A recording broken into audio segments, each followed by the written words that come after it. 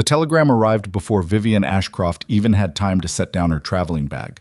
She was still standing in the doorway of the Millhaven station master's office, dust from the road on her boots and a single worn trunk at her feet, when the station master cleared his throat and held out the folded paper with the expression of a man delivering news he'd rather not be responsible for. "Came in this morning," he said, "from Randall Cutter." She knew that name. She'd been corresponding with that name for 4 months. She unfolded the telegram and read it standing up, because there was nowhere to sit that wasn't already occupied by a barrel or a pile of rope. "Woman arrived, unsuitable, stop, too stubborn for ranch life. Stop, return her on next eastbound stop, do not send replacement. Stop." The station master was already looking at the wall. Vivian folded the telegram in half, then in half again, and slipped it into her coat pocket. She stood there for a moment with her hand still pressed flat against her chest, not because she was heartbroken, though something in her had cracked clean through, but because she was deciding something, the kind of decision that doesn't announce itself. It just settles into your bones, and suddenly your feet know which direction they're going. "When's the next train east?" she asked. "Tomorrow morning, 6:15. "And west?" He looked at her then. "Ma'am, is there anything going further west today?" Before we go any further, if you've ever felt like the world decided who you were before you had a chance to speak for yourself, then this story belongs to you. Subscribe to this channel and follow Vivian's journey all the way to the end, because what happens next will stay with you long after it's over. Hit that like button and drop a comment telling me what city or country you're watching from. I want to see how far this story travels. Now, let's find out what a woman does when the world sends her back. The town of Millhaven, Montana, sat at the edge of everything that mattered and the beginning of everything that could kill you. 3 streets of wooden storefronts, a livery stable that smelled like the honest end of a long day, a saloon that opened before noon, and a church that rarely did, and a post office that served more as a rumor distribution center than anything related to letters.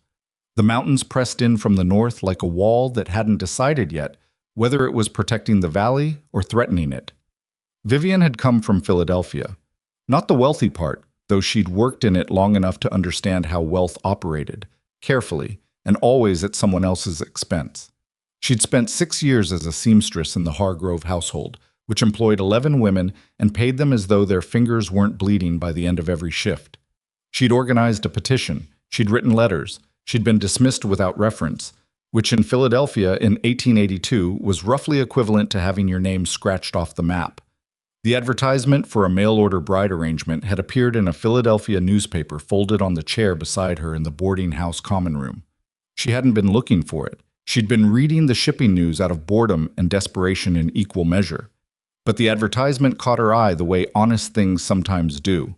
Not because it was beautiful, but because it was plainly worded.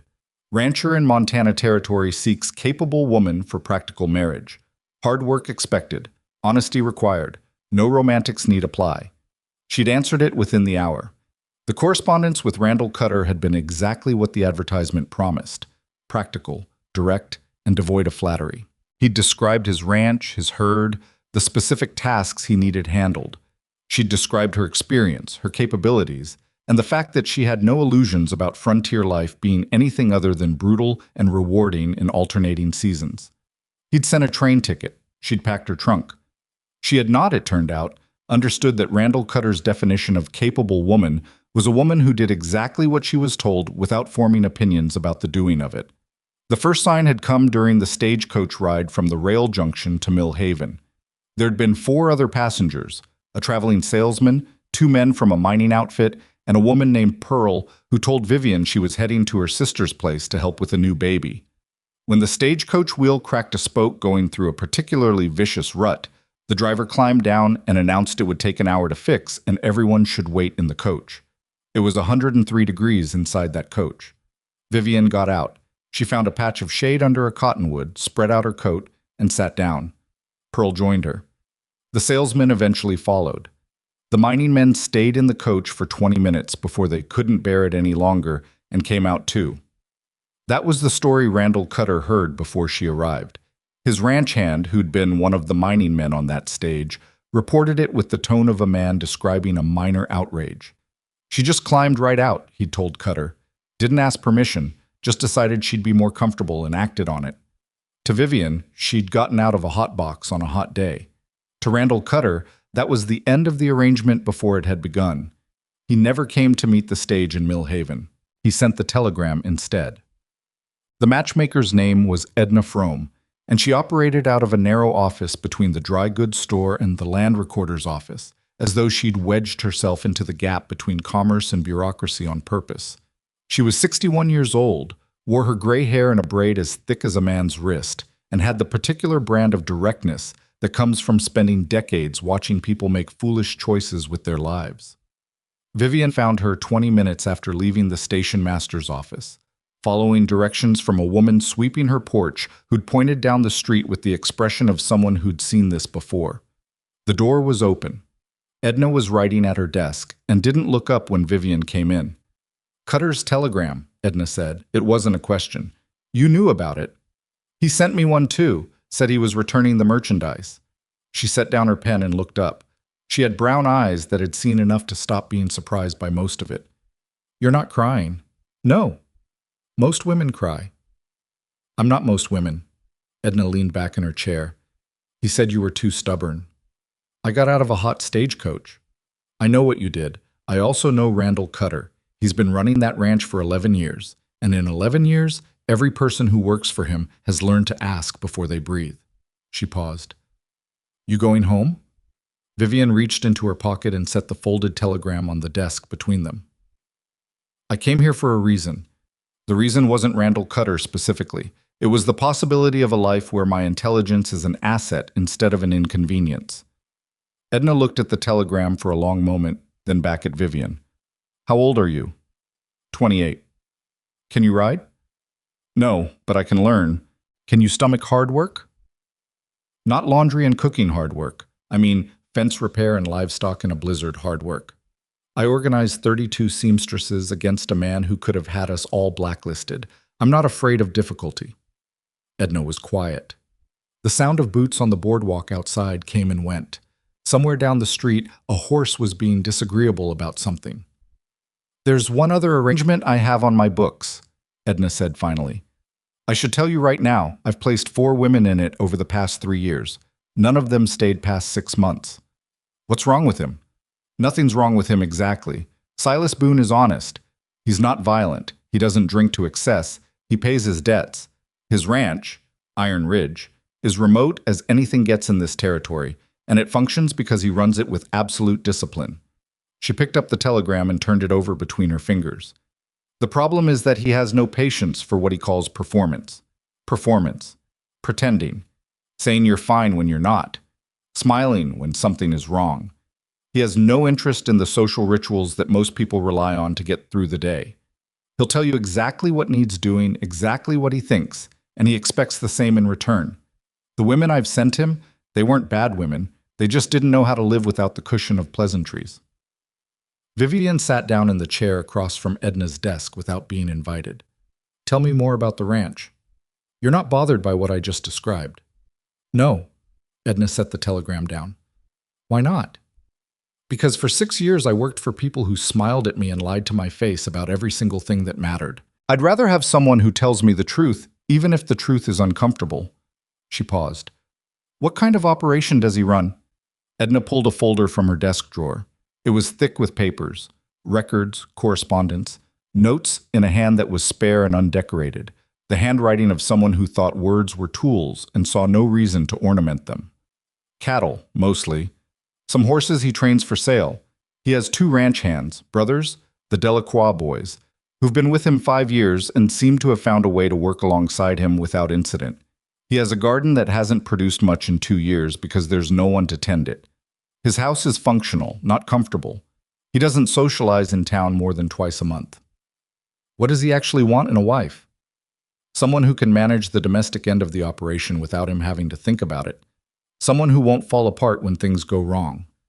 Someone, Edna said, and there was something careful in her voice now, who isn't trying to change him. Vivian was quiet for a moment. Did the other women try to change him? The first one thought he'd soften. The second thought that if she cooked well enough and kept the house clean enough, He'd eventually become more expressive. The third one lasted longest. She was practical, capable, hardworking, but she needed conversation. She needed the kind of warmth that tells you someone is glad you're in the room. Edna folded her hands on the desk. Silas Boone doesn't offer that. Not in words, anyway. And the fourth? She left after 3 weeks. Said the silence was like drowning. Vivian looked out the window at the street. A boy was running past with a dog that had something in its mouth and very definite plans for it. 2 men were arguing about something involving a wagon wheel. Life proceeding in all its ordinary noise. I grew up in a house where my father expressed everything through silence, she said. He wasn't cold. He was just a man who showed you what he felt by what he did, not what he said. My mother used to say you had to learn to read him like a landscape. Once you did, you knew exactly where you stood. She turned back to Edna. I'm not afraid of quiet. I'm afraid of dishonesty. Edna studied her for a long moment, long enough that the clock on her wall ticked through several seconds. I'll send him a telegraph, Edna said. But I need to be clear with you. He has the right to refuse to meet you, and if he agrees to meet you, that's all it is, a meeting. That's all I'm asking for. The telegram back from Silas Boone arrived the following morning at 7:40. Sender. Here, I'll meet the stage Thursday. Boone. No pleasantries. No expression of interest or enthusiasm. Just logistics. Vivian read it twice in Edna's office, while Edna watched her with an expression that was somewhere between professional caution and something that might have been hope.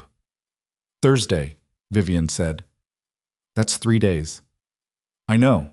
Edna leaned forward. There is one other thing I should tell you, and I want you to hear it clearly. She paused. Randall Cutter and Silas Boone share a boundary line. Their ranges meet at the north end of the valley. They are not friends. They have a history of dispute about water access. If this arrangement proceeds and Cutter learns who you've gone to, there may be friction. Vivian thought about the telegram in her pocket. Return her on next eastbound, as though she were a piece of equipment that hadn't met specifications. Let there be friction, she said. She spent the 3 days in Mill Haven's one boarding house, run by a woman named Clara Pratt, who was 53 and had opinions about everything and kept them to a minimum only under extreme self-discipline. Vivian liked her immediately. You're the Cutter woman, Clara said the first evening at supper, which was a statement, not a question. I was. Now I'm nobody's woman. Clara poured coffee and sat down across from her, uninvited, in a way that suggested the distinction between guest and family was a formality she'd long since dispensed with. You're going out to Boone's place. News traveled fast in Mill Haven, apparently. You know him? Everybody knows Silas Boone. Whether they understand him is another matter. Clara wrapped both hands around her coffee cup. He bought supplies here about 3 weeks ago. Didn't say much. Paid cash. Loaded his wagon himself without asking for help even though my boy offered. She paused. He's not unkind. He helped old Fergus Whitmore get his cart out of a ditch last spring, worked on it for an hour without being asked and without making a thing of it afterward. But he's contained. Contained. Like a jar with the lid on. You know there's something inside, but it's sealed, and you wonder sometimes if it's ever going to open. Clara looked at her directly. The last woman, the one who left after 3 weeks. She came through here on her way to the stage. She said the worst thing wasn't the silence.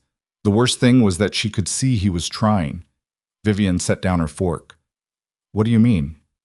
She said he'd make small adjustments. He'd stop doing things a certain way if it bothered her without being asked. He'd bring things in from the cold so she wouldn't have to go out for them. Little things. But he couldn't? He couldn't tell her he was doing them. He couldn't make the gesture visible. Clara shook her head. She said it was like being cared for by someone who didn't know they were doing it. Vivian picked up her fork again. Or someone who didn't know how to say it. Maybe both. She thought about that for a long time that night, lying in the narrow bed in Clara's upstairs room, listening to Mill Haven settle into its evening quiet.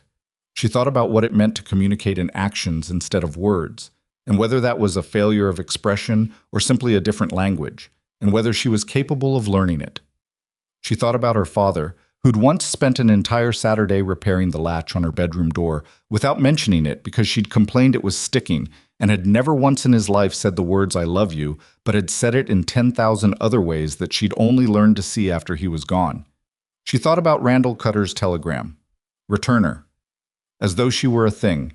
She thought about Edna Frome's careful voice saying someone who isn't trying to change him. She was not trying to change anyone.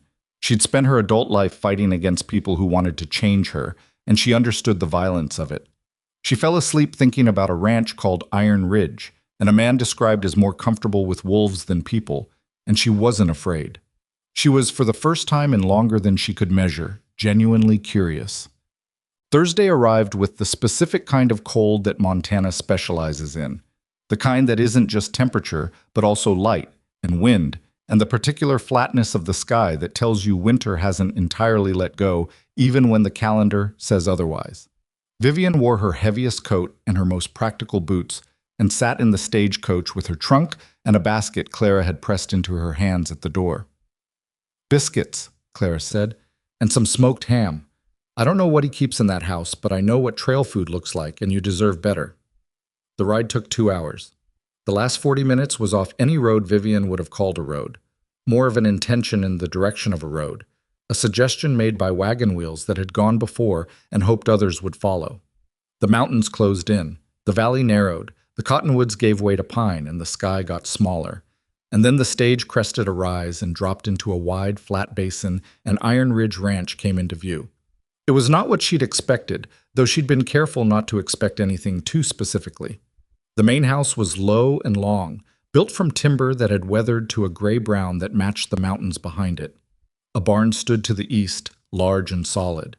A series of fenced paddocks ran along the south side, and even from a distance she could see horses, 6 or 7 of them, moving in that particular economy of motion that horses use when they're alert but not frightened. A kitchen garden was visible along the west wall of the house, and even from a distance she could see it was in rough shape, the beds untended, the fencing in need of repair, the whole thing wearing the look of something that had been given up on. And standing beside the gatepost, arms crossed, watching the stage descend the hill, was a man. He was taller than she'd imagined from his handwriting, though she recognized that was a ridiculous basis for imagining anything.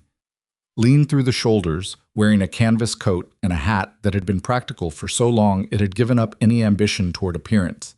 He wasn't moving, he was simply standing and watching, the way you watch weather come in. The stage stopped.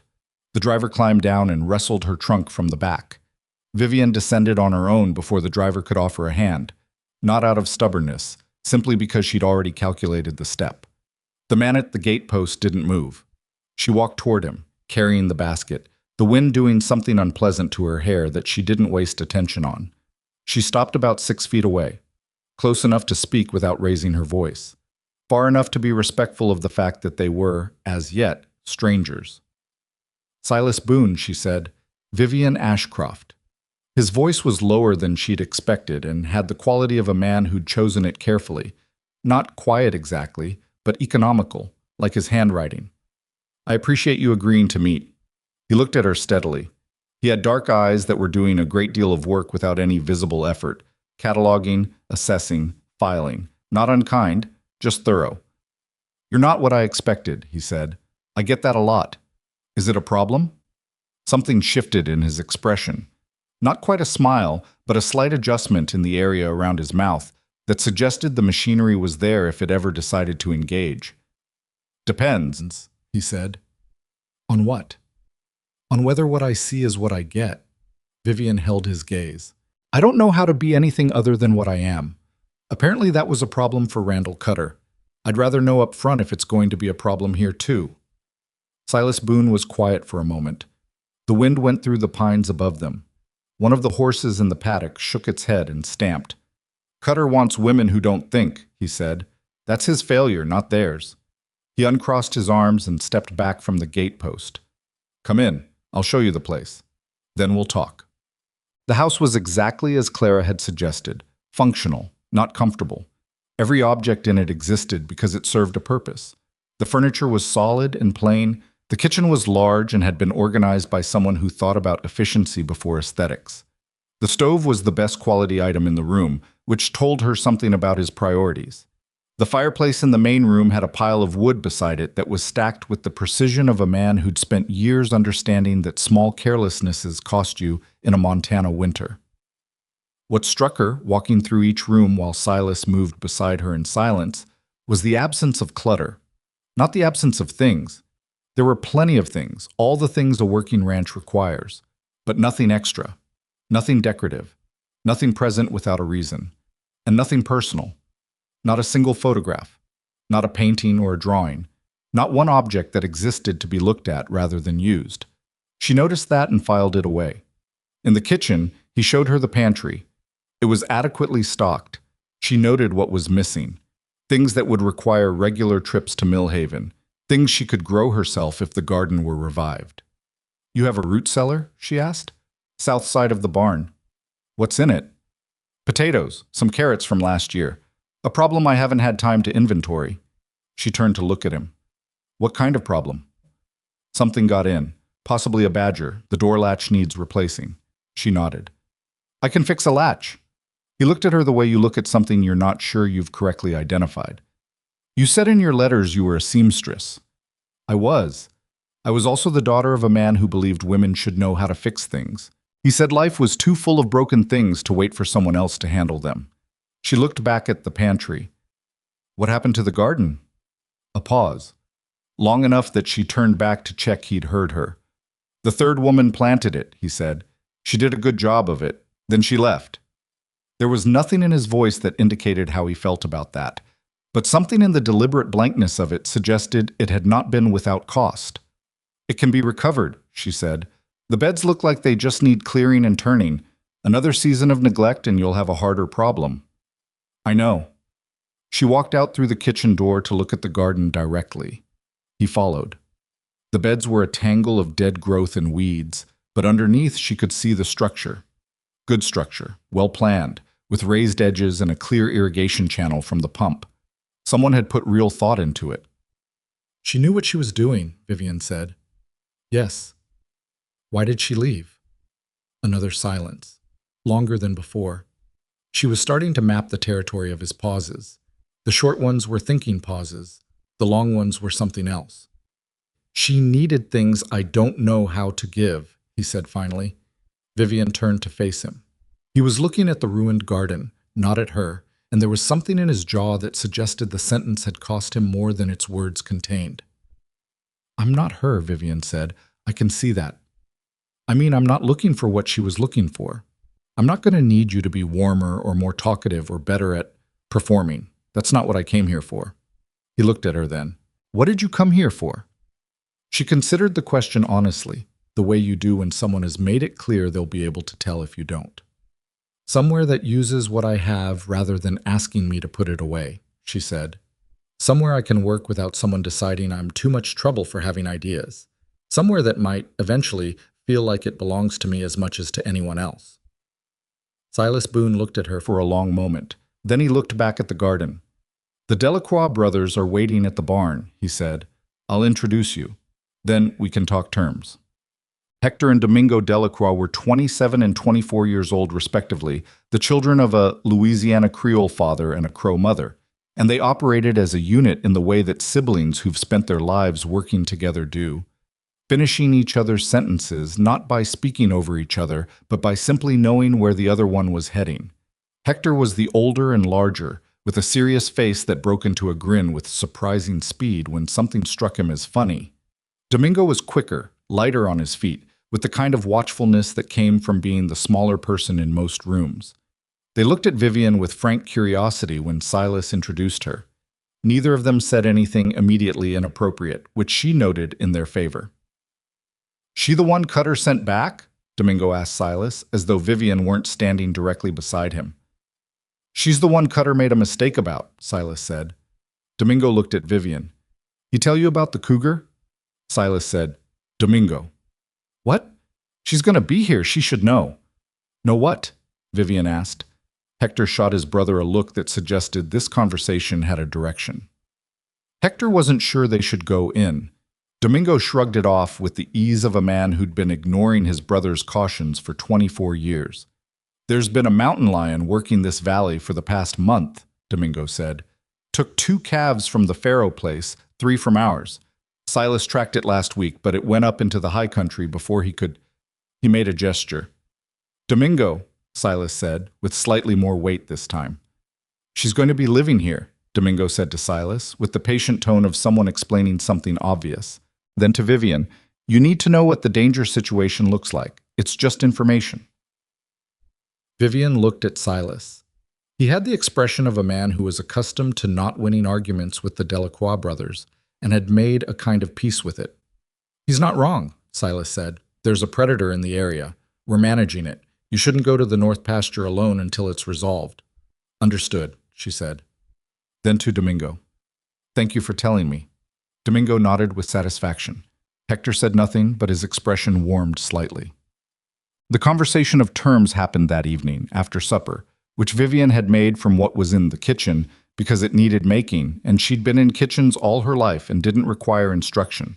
She made a proper meal, not to impress but because she was hungry and suspected he was too, and because wasting the first evening stumbling around the question of who was going to cook seemed inefficient. Silas ate without comment, which was, she was beginning to understand, his version of a compliment. After the dishes were cleared, they sat across from each other at the kitchen table with coffee and talked for a long time. He was direct, she was direct, and between them they covered more practical ground in 2 hours than most couples managed in months of correspondence. What the arrangement required of her, what she required of him, the financial terms, the divisions of labor, what she would have genuine authority over, the household, the garden, the dairy animals, and what she would not pretend to have authority over. The cattle decisions are mine, he said, as they should be. I don't know cattle, yet. You want to learn? I want to be useful. Useful means understanding what I'm in the middle of. He was quiet for a moment. Most women who come here don't want to learn the cattle end. Most women who come here leave, she said, not unkindly. Maybe there's a connection. Another one of those long pauses. She was getting better at waiting them out. There might be, he said. She agreed to a trial period of 3 months. So did he. It was more than most arrangements offered, and they both knew it was more honest than pretending certainty they didn't have. He showed her the room that would be hers, and he was clear it was hers, a separate room, and that anything else was a matter of whatever developed between them, which was nobody's business yet. She appreciated the directness of it. It was a small room, simply furnished, with a window that faced east and would catch the morning light. That first night, lying in the narrow bed in the room with the east window, Vivian listened to the sound of Iron Ridge Ranch at rest. The horses in the paddock, the wind off the mountains, the occasional creak of the house settling into the cold, and tried to identify what she was feeling. It wasn't happiness exactly. It was too early and too uncertain for happiness. It was possibility.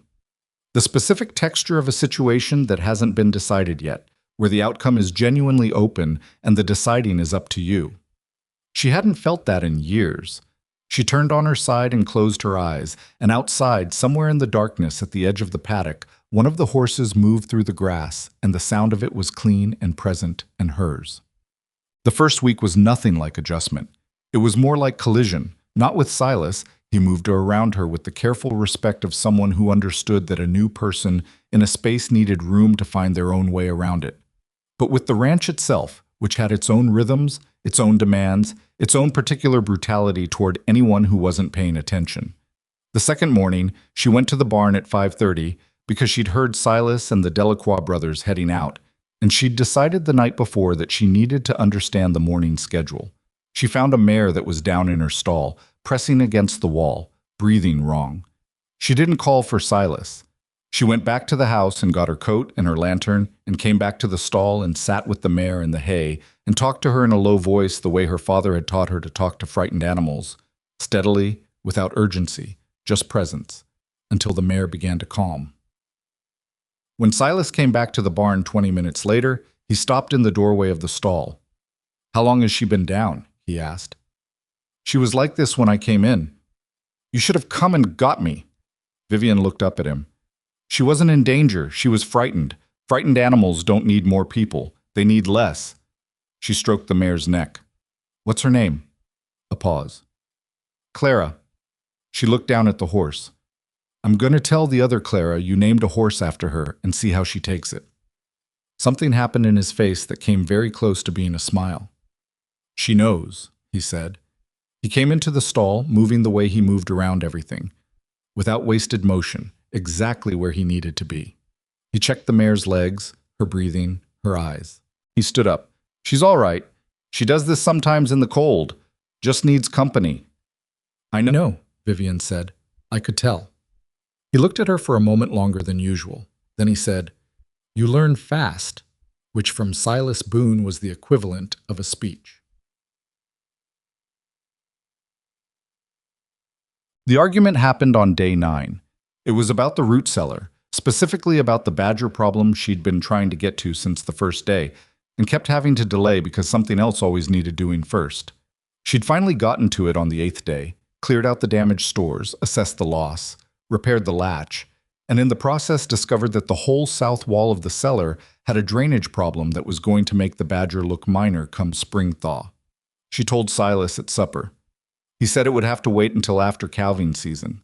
She said she understood, but the problem would be significantly worse if they waited. He said he was aware of the ranch's priorities and calving season was the priority. She said she wasn't arguing with that. She was offering information. He said he'd heard the information. She said, with the specific flatness of a woman who is choosing her words with care, hearing information and using it aren't the same thing. Silence. Not his thinking silence, a different kind. She looked at him directly. I'm not trying to manage you. I'm trying to make sure we don't have a collapsed cellar wall in April because we were too busy to address it in February. Tell me if there's a reason I'm wrong about the timeline, because I haven't dealt with this soil before. Silas put down his fork. The drainage problem has been there for 2 years, he said. I know about it. I haven't fixed it because I haven't had time. All right, what would it take to fix it before calving starts? Another pause, shorter than usual, the thinking kind. 2 days, he said. Me and one of the Delacroix boys. Material from town. Then I'll go to town for material tomorrow, and we can address it day after that, before it gets worse. He looked at her across the table with an expression she was beginning to recognize as the one he wore when something had moved to a category he hadn't expected it to be in. You drive a wagon, he said. I've driven delivery wagons in Philadelphia. A buckboard can't be more complicated. It's not more complicated, he said, but the North Road has a bad section. Show me where before I go. He nodded slowly. Something in the line of his shoulders had shifted. Not softened exactly, but repositioned, as though he'd reassigned her to a different location in his mental architecture of the ranch. All right, he said. They finished supper without further incident. But later, when she was washing the dishes and he was at the table going over something in his account ledger, she heard him say, without looking up, Good idea. About the cellar. She kept washing dishes. Thank you. I should have dealt with it last year. You didn't have anyone pushing you too? A pause. No, he said. I didn't. She stacked the last dish and dried her hands and went to bed. And in the darkness, she lay there with something unfamiliar running through her that took her a while to identify. It was the sensation of being in a place where what she contributed actually changed things. Not being thanked for smiling, not being praised for enduring, being useful. Actually, genuinely useful. It felt like finding solid ground after a long time in shallow water. 2 weeks in, Randall Cutter came to Iron Ridge.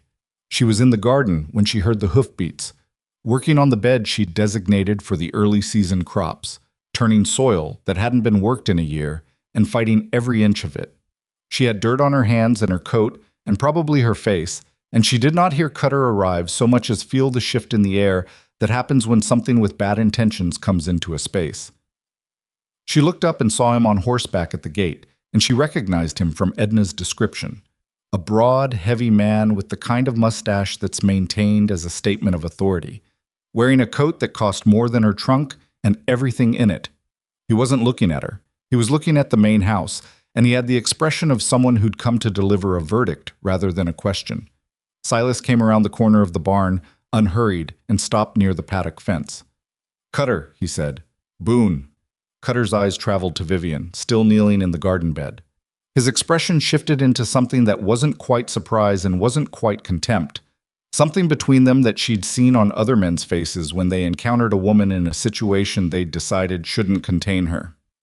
I see you've taken on my leftover business. I took on a capable person, Silas said. His voice was even. No elevation, no drop. Perfectly flat, which Vivian had come to understand was his most dangerous register. Anything else I can help you with? Cutter looked between them. Water question. The creek diversion you put in last fall, it's affecting my south pasture. I built that diversion on my land to manage water that runs through my land. It runs through mine after yours. Less of it. That's the problem, Boone. Silas unfolded his arms and put one hand on the paddock fence. It was a very small gesture, but it meant something. It was the posture of a man who'd decided something was going to be discussed whether the other party wanted it to or not. The creek ran at the same volume through that section last year as the year before. I have records. If you have a different problem in your south pasture, I suggest you look for a different source. Cutter's eyes went back to Vivian. She working out for you? The question was phrased as casual inquiry. It was not casual inquiry. It was the rhetorical equivalent of a man picking up a rock to see if anything was under it. Vivian stood up from the garden bed, stripped off her work gloves, and walked to where Silas was standing. She didn't hurry. She stopped beside him and looked up at Cutter on his horse. I imagine that's between Mr. Boone and me, she said pleasantly. Cutter looked at her for a moment. You're more comfortable in the dirt than I expected. Comfort is a matter of context, she said. I find I'm very comfortable here. Something crossed his face. Not anger exactly, more like the specific displeasure of a man whose small intended wound has failed to land. He looked back at Silas. I'll have my man come by with documentation on the water issue next week. I'll have mine ready, Silas said. Cutter wheeled his horse and rode back the way he'd come, and they both watched him go, and the gate was still swinging where he'd come through it. Vivian looked at Silas. He's going to make trouble. He always makes trouble. That's not new. He looked at the gate. You all right? She was surprised by the question. Not that he'd asked it, but by the way he'd asked it, simply and directly, without the hedging that people usually layered around concern. Yes, she said. He's a small man in a large coat. I've dealt with worse. Silas looked at her for a moment. I know. She wasn't sure how he knew that, but she believed he did. She went back to the garden and kept working, and after a few minutes she heard him moving back toward the barn, and the ordinariness of it. The plain fact of both of them returning to what they'd been doing, without drama or discussion, felt like something important, like a territory being agreed upon without words, like a beginning that didn't need to announce itself. The root cellar got fixed on the 16th day. It took longer than the 2 days Silas had estimated because what they found when they opened the south wall was worse than the drainage problem Vivian had identified. The soil behind the retaining timbers had shifted, not dramatically, not the way a wall collapses in a storm, but slowly, over seasons, the way things fail when nobody's watching closely enough.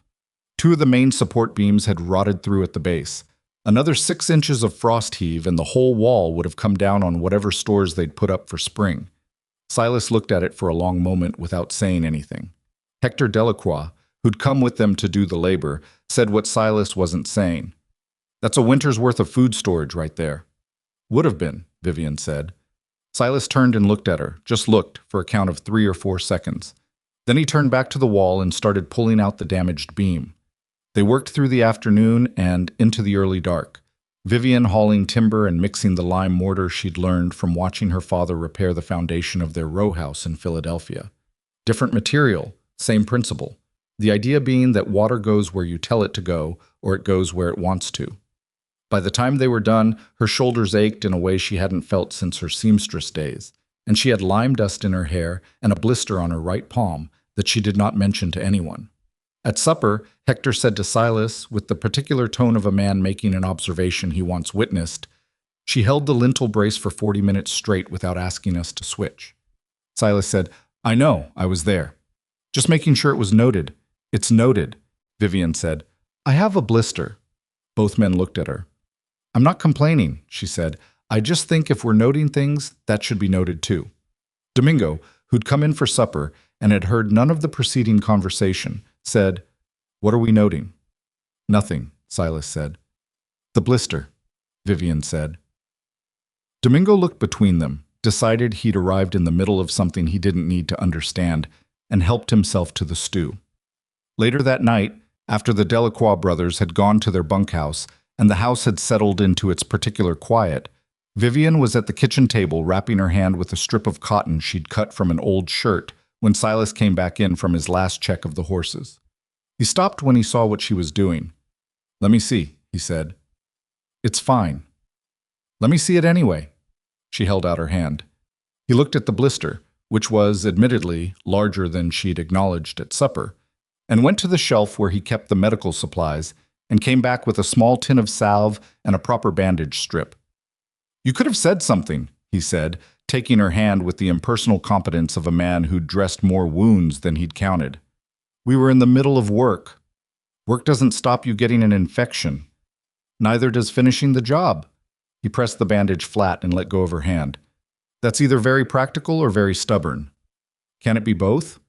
He looked at her with that expression she'd catalogued by now, the one that lived somewhere between assessment and something that didn't have a clean name yet. "Yes," he said. "It can." He put the salve back on the shelf and went to bed, and Vivian sat at the kitchen table for a few minutes longer, looking at the bandaged hand. The gesture of it had been so matter-of-fact, it barely registered as a gesture at all. He hadn't made anything of it. He'd simply seen something that needed doing and done it. She was beginning to understand what the woman at Claire's boarding house had meant. Being cared for by someone who didn't know they were doing it. Or perhaps being cared for by someone who didn't know how to frame it as care. She went to bed with her hand still warm from the bandaging and the specific exhaustion of a day that had produced something real. March arrived with a particular cruelty that the Delacroix brothers said was typical and Silas said was worse than usual, and both things turned out to be true. The temperature dropped 12 degrees in a single night. 2 of the fence lines along the north pasture came down under the weight of ice, which meant 4 hours of repair work in conditions that turned fingers numb inside 10 minutes. Vivian learned to keep 2 pairs of gloves, 1 working pair, 1 dry pair, in her coat pocket to swap into when the first pair soaked through. She made this discovery on her own. Nobody told her. You learned it the same way you learned everything on a working ranch, by suffering the consequence of not knowing and then adjusting. Silas was teaching her to ride, though teaching was perhaps too formal a word for what it actually was. He would take her out on one of the gentler horses, a steady bay gelding named Fletcher, who had the personality of a very patient librarian, and ride alongside her through the near pastures, making corrections not by explaining technique, but by demonstrating it. She'd ask a question, and he'd answer it in the fewest possible words, and then he'd show her. She found she learned better from watching than from being instructed, which she suspected was also how he preferred to teach, so it worked between them. "You're gripping with your knees," he said one afternoon, riding beside her along the south fence line. "I know. I'm working on it." "You grip harder when you're thinking about something else." She looked at him. "How can you tell I'm thinking about something else?" "Your hands go soft on the reins." She hadn't known he was watching her hands. She found she didn't mind. "I was thinking about the seed inventory. I want to get the order to town before the thaw, so we have what we need for the garden. Write it up tonight. Hector goes to town Saturday. I need prices. I have a catalog from last year. Close enough." She turned her attention back to Fletcher, who was navigating a patch of mud with the resigned competence of a horse who'd been doing this his whole life. "What did the other women plant?" "In the garden." A silence. Not a long one, the thinking kind. "Potatoes, tomatoes, beans, Margaret. The third one added a herb bed along the east side." "Is the herb bed salvageable?" "Some of it. Time's hard to kill. Rosemary, too." "Good. I was going to replant those anyway." She paused. What happened to the herbs she left? He didn't answer immediately. Fletcher found solid ground and resumed his steady walk. "I cut them back last fall," Silas said finally. "Didn't want them going completely wild." She looked at him. He was looking at the fence line, checking the posts the way he always did when they rode this section. Automatic, constant vigilance. "That was careful of you," she said. "It was practical." "Those aren't mutually exclusive either." He glanced at her. The corner of his mouth did that thing. "No," he said. "They're not." The trouble with Randall Cutter escalated on a Wednesday in the 3rd week of March, and it escalated in the way trouble usually does on a frontier. Not through direct confrontation, but through the slower violence of paperwork and claimed rights. A man arrived at Iron Ridge in the early afternoon with a letter from the Millhaven Land Office, claiming that a portion of the creek diversion Silas had built crossed into a right-of-way easement that technically belonged to Cutter's range. The man was a deputy surveyor named Phelps, who delivered the letter with the particular discomfort of someone who knows they're carrying a problem for someone else and would rather not be the one holding it. Vivian was the one who answered the door because Silas was out with Hector checking the north fence. She read the letter while Phelps stood on the porch looking at his boots. "This is dated 3 weeks ago," she said. "Yes, ma'am." "Why is it arriving now?" Phelps shifted his weight. "Mr. Cutter filed it with the land office 3 weeks ago. There's a processing period." "What does the processing period require of us?" "You have 30 days to respond. Either demonstrate that the easement claim is incorrect or adjust the diversion." She read through the letter again, carefully. Legal language was something she'd had reason to learn in Philadelphia. Not because she'd studied it, but because the Hargrove household's management contract had been the kind of document designed to look fair while guaranteeing it wasn't, and she'd spent a long evening with a boarding house neighbor who'd trained as a clerk before his eyesight failed, parsing what it actually said. This letter had the same architecture. A lot of words arranged to make a questionable claim sound settled. "The easement document referenced here," she said to Phelps. "Is that filed with the land office?" "It should be, yes, ma'am." "Should be or is?" He cleared his throat. "I'd have to check the filing." "Then we'll wait until you've checked the filing before we respond to anything." She folded the letter. "I'll let Mr. Boone know this came. Thank you for delivering it." She closed the door before he could object to being dismissed. When Silas came back an hour later and she showed him the letter and told him what she'd said to Phelps, he stood at the kitchen table reading it for a long time. Then he set it down. "You asked about the filing. Something felt wrong about it. The easement they're referencing. If Cutter actually held that easement, he'd have known about it when the diversion was built. He'd have filed the complaint then, not 6 months later." Silas looked at her steadily. "You're right. So either the easement documentation isn't properly filed and he's hoping we won't check, or it's filed but it doesn't actually cover the section of creek he's claiming." "Or both," Silas said. "Or both." She pulled out the chair across from him and sat down. "Do you have your original land documentation? The survey from when you filed the ranch claim?" "In the lockbox." "We should go through it before you respond to anything." He was already moving toward the back room where the lockbox lived. She got up and followed, and they spent the next 2 hours at the kitchen table with the original survey documents and Silas's records spread between them, cross-referencing boundaries and water rights with the kind of patience that neither of them had to work to manufacture. It was simply there, the same quality of attention they both brought to things that mattered. What they found was what Vivian had suspected. The easement Cutter's letter referenced was real, but it covered a section of the creek 200 yards north of where Silas had built the diversion. Cutter had either made a geographic error or was banking on Silas not checking closely enough to catch the discrepancy. "He thought you'd adjust the diversion without verifying," Vivian said. "Most ranchers would. It's not worth the trouble."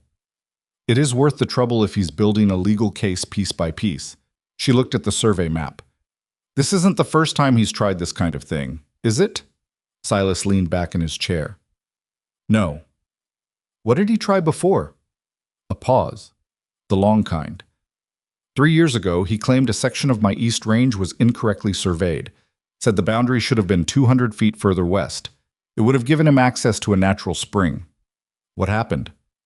"I had the survey redone at my own expense. He was wrong by more than he'd claimed he was right." "And he backed off." "He backed off on that one." Silas looked at the map. "He doesn't stop. He just changes angles." Vivian looked at the map too. She was thinking about something she'd observed in the Hargrove household, the way certain kinds of men didn't fight to win so much as they fought to exhaust you.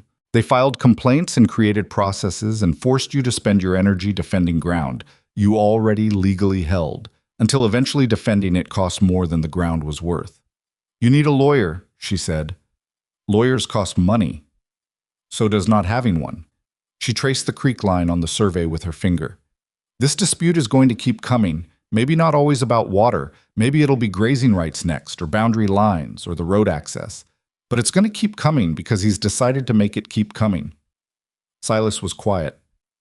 I knew someone like Cutter in Philadelphia, she said. A man who owned a row of tenement buildings near the waterfront. He didn't want to hurt his tenants directly. It was bad for business, and he knew it. So he raised rents by small amounts every 6 months, fixed the minimum required to pass inspection, made every repair request go through a process that took 3 months. By the time any individual tenant understood what was happening, they were too tired to fight it. She looked up. He wasn't aggressive. He was patient, and patience beats anger almost every time. Silas looked at her across the table. The afternoon light was going gray at the window, and the kitchen was getting cold, and neither of them had moved to add wood to the stove. So what do we do? He said. And the we in it was deliberate. She could hear the weight of it. We respond to this letter in writing, citing the specific survey coordinates that prove the diversion isn't on the easement. We send a copy to the land office. We ask them to confirm in writing that the easement filing matches what Cutter claims. She paused. And then we find out who the best property lawyer in Billings is, because we're going to need someone who knows this kind of paper warfare. Silas looked at the documents for a moment longer, then started organizing them into a stack with the precision of a man who'd made a decision and was beginning to act on it. I know someone who might know a lawyer. Hector's uncle is a land recorder in Billings. That's a good place to start. He looked at her again. That look she didn't have a name for. You've done this before. Not this exactly, but I know what it looks like when someone is trying to wear you down through process rather than confrontation. She stood and went to add wood to the stove because the room was genuinely cold now, and one of them had to deal with that. The answer is to be more patient than they are and more precise. She heard him behind her, beginning to fold the documents back into the lockbox. Vivian, he said. She turned. Thank you. He said it the way he said most things, flat, plain, no decoration, but it landed the way plain things sometimes do, with more weight than something dressed up would have carried. We have a stake in the same piece of land, she said. That's not complicated. He nodded. But something had shifted in his face, a very small shift, the kind you'd miss if you weren't paying attention, or if you expected expressions to be large in order to count. April arrived, and with it calving season. And calving season arrived the way everything difficult does on a working ranch. All at once, and without regard for anyone's readiness. Silas had told her in March what to expect. In the sparse, functional way he told her most things. The herd would start dropping calves over a 3-week window. Some births were easy, some were not. You watched for the signs of trouble, and you dealt with them when they came. He told her she didn't need to be involved in the calvings directly. That was his work, and the Delacroix brothers' work, and had always been. She let that stand for the first 2 days of calving season, when the births were straightforward enough that everyone managed fine without extra hands. The third day, she was in the barn doing the morning feeding when one of the cows, a big red roan named Bessie, who had the temperament of a woman who's decided to be angry about something and won't say what, began pacing her stall with the specific distress that even Vivian, who had not grown up around cattle, recognized as wrong.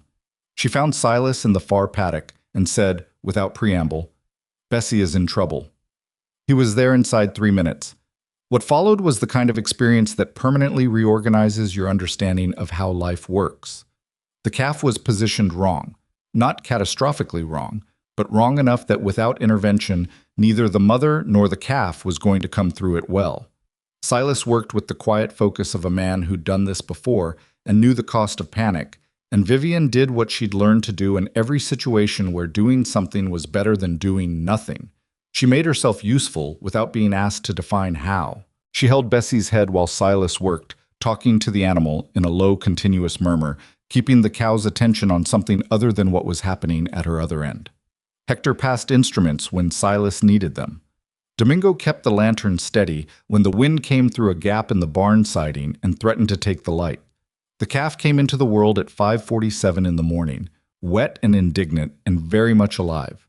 Bessie turned around immediately and started cleaning her calf with the focused efficiency of a mother who'd already forgotten the previous 2 hours and had moved on to what needed doing next. Vivian sat down on a hay bale with her back against the stall wall and realized her arms were shaking. Not from cold, though it was cold, but from the sustained effort of holding a panicked 800-pound animal by the head for the better part of 90 minutes. Silas sat down on the hay bale beside her, not across the stall, not on the other side of the space. Beside her. They watched Bessie tend to the calf. "Good work," he said. "I just held her head." "You held it right. She trusted you." Vivian looked at the calf, small and damp and already trying to figure out its legs with the determination of something that has no concept yet of how difficult standing is going to be. "Does it always go like that?" "No, sometimes it goes worse." He was quiet for a moment. "Sometimes you lose them." She heard what that cost him to say, not in the words but in the quality of the silence around them. "Does it get easier?" "No." She nodded. She hadn't expected him to say yes. Domingo appeared at the stall door with 2 tin cups of coffee, both hands outstretched like an offering. "Hector made it," he said, which apparently was meant as a warning about the quality. Vivian took a cup. So did Silas. Hector's coffee, it turned out, was strong enough to make your teeth consider their options. But it was hot, and they were cold, and that was enough. Domingo leaned against the stall door, looking at the calf. "She gonna name it?" he asked Silas, with the particular indirection of a man who was actually asking the person standing right there.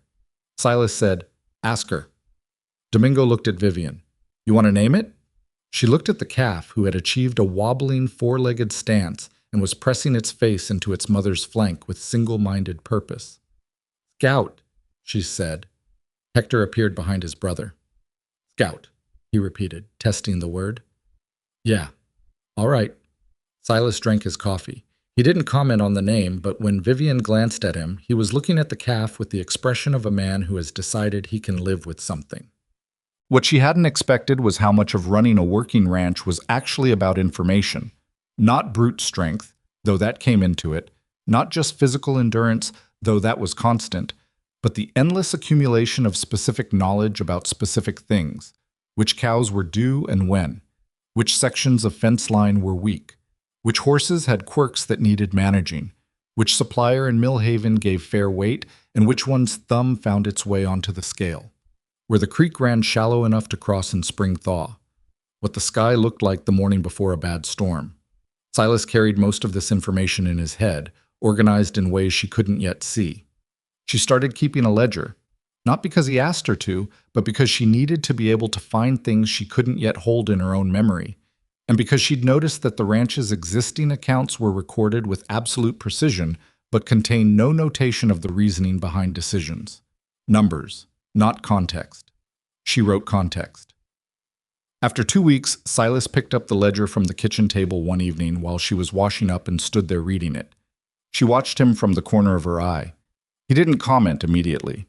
He turned pages slowly, reading what she'd written about the cutter letter, about the calving schedule, about the garden's projected yield based on what she'd found salvageable in the herb bed, about the south fence line's condition by section, about the quality discrepancy she'd noticed in the last batch of grain from the Millhaven feed store. He set it down. "The grain observation," he said. "What about it?" "I noticed the same thing, but I didn't—" He stopped. "Write it down?" "Think it was significant enough to act on." She dried her hands. "It might not be. But if the next batch is the same, we have a pattern. And a pattern means either the feed store is cutting product quality or something is happening in storage between supplier and store." She paused. "Either way, we should know." He nodded slowly. "What do you want to do about it?" "Nothing yet.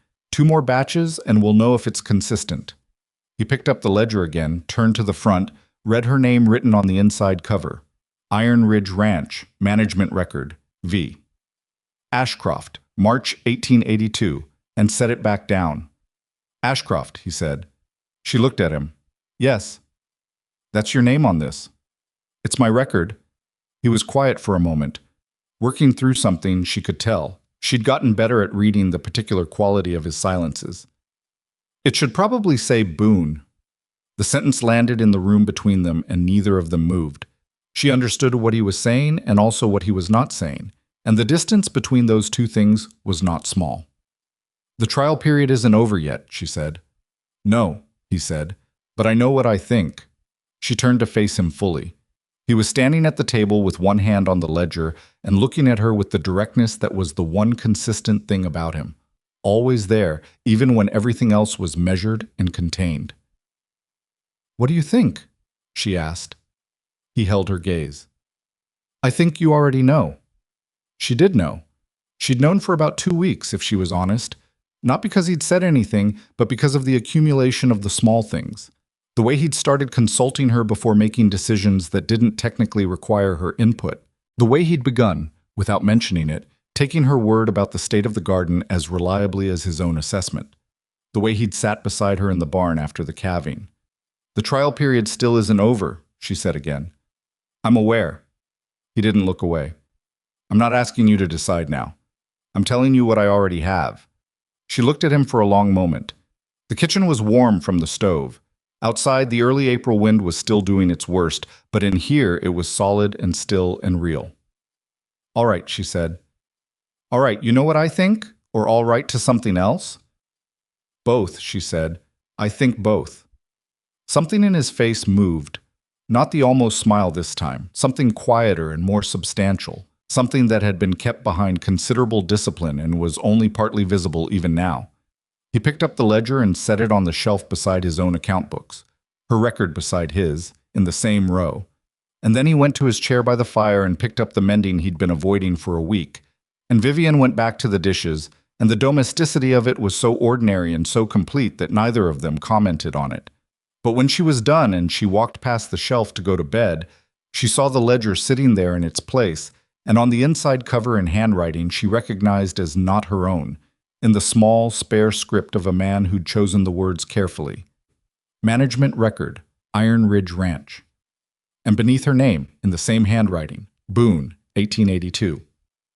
She stood there for a moment with her hand on the shelf, not quite touching the ledger. Then she went to bed, and outside the April wind was shifting, warmer now, coming off the mountains with something in it that had started to smell like spring. And she lay in the dark with the east window showing the first pale suggestion of stars. And for the first time since she'd stepped off the stage in Mill Haven, she understood what it felt like to be somewhere that was already, in all the ways that mattered, home. The cougar came back in the last week of April. It didn't announce itself the way danger sometimes does in stories. It was simply there one morning, its tracks in the mud of the north pasture, and with the tracks the evidence of what it had been doing. A yearling calf from the Farrow place, taken in the night from a section of fence that bordered Iron Ridge's north boundary. Silas found the tracks at dawn, and when he came back to the house, his face had the closed, focused quality she'd come to recognize as the expression he wore when something had moved past the point of waiting. "Tracks in the north pasture," he said. "The cougar?" "Same size as before. It's been ranging further south." He went to the gun cabinet. "I'm taking Domingo. We'll track it north into the timber and see if we can push it back to the high country." "What if you can't push it?" He was loading the rifle with the unhurried precision of a man who'd done it 10,000 times. "Then we deal with it." She understood what dealing with it meant. She didn't object. There was a dead calf from the neighboring ranch and a predator moving closer to their own herd, and sentiment had no useful role to play in what needed to happen. "How long will you be gone?" "Could be a few hours. Could be all day." He paused. "Don't go to the north pasture." "I won't." He looked at her. The look was different from his usual assessing look. More specific, less professional. "I mean it." "I know you mean it." "Vivian." "Silas." She held his gaze. "I'm not going to the north pasture. I have the garden beds to finish turning and the east fence to check from the inside and approximately 400 other things to do. I don't need to go to the north pasture." He studied her face for a moment. Then he picked up his hat and went to the door. "Hector will be around the barn. If anything, I know where Hector is." He nodded. Something crossed his face, fast, almost invisible. And then he was through the door and gone, and she stood at the kitchen table and listened to the sound of him and Domingo heading north, and the sound got quieter, and then the ranch settled into its working quiet, and she made herself go about her day. She was not afraid. She was something she didn't have a comfortable name for, a state between awareness and worry that she'd only ever felt once before, sitting in a lawyer's waiting room the day the Hargrove household had threatened legal action over the petition, knowing that the outcome was out of her hands and that the waiting was the only option available. She'd learned then what she applied now. Keep moving. Do the next thing. Don't let your attention go to the place where the fear lives. She turned the garden beds. She checked the east fence. She helped Hector move a feed delivery into the dry storage. She made a proper meal for noon and kept the rest warm on the stove.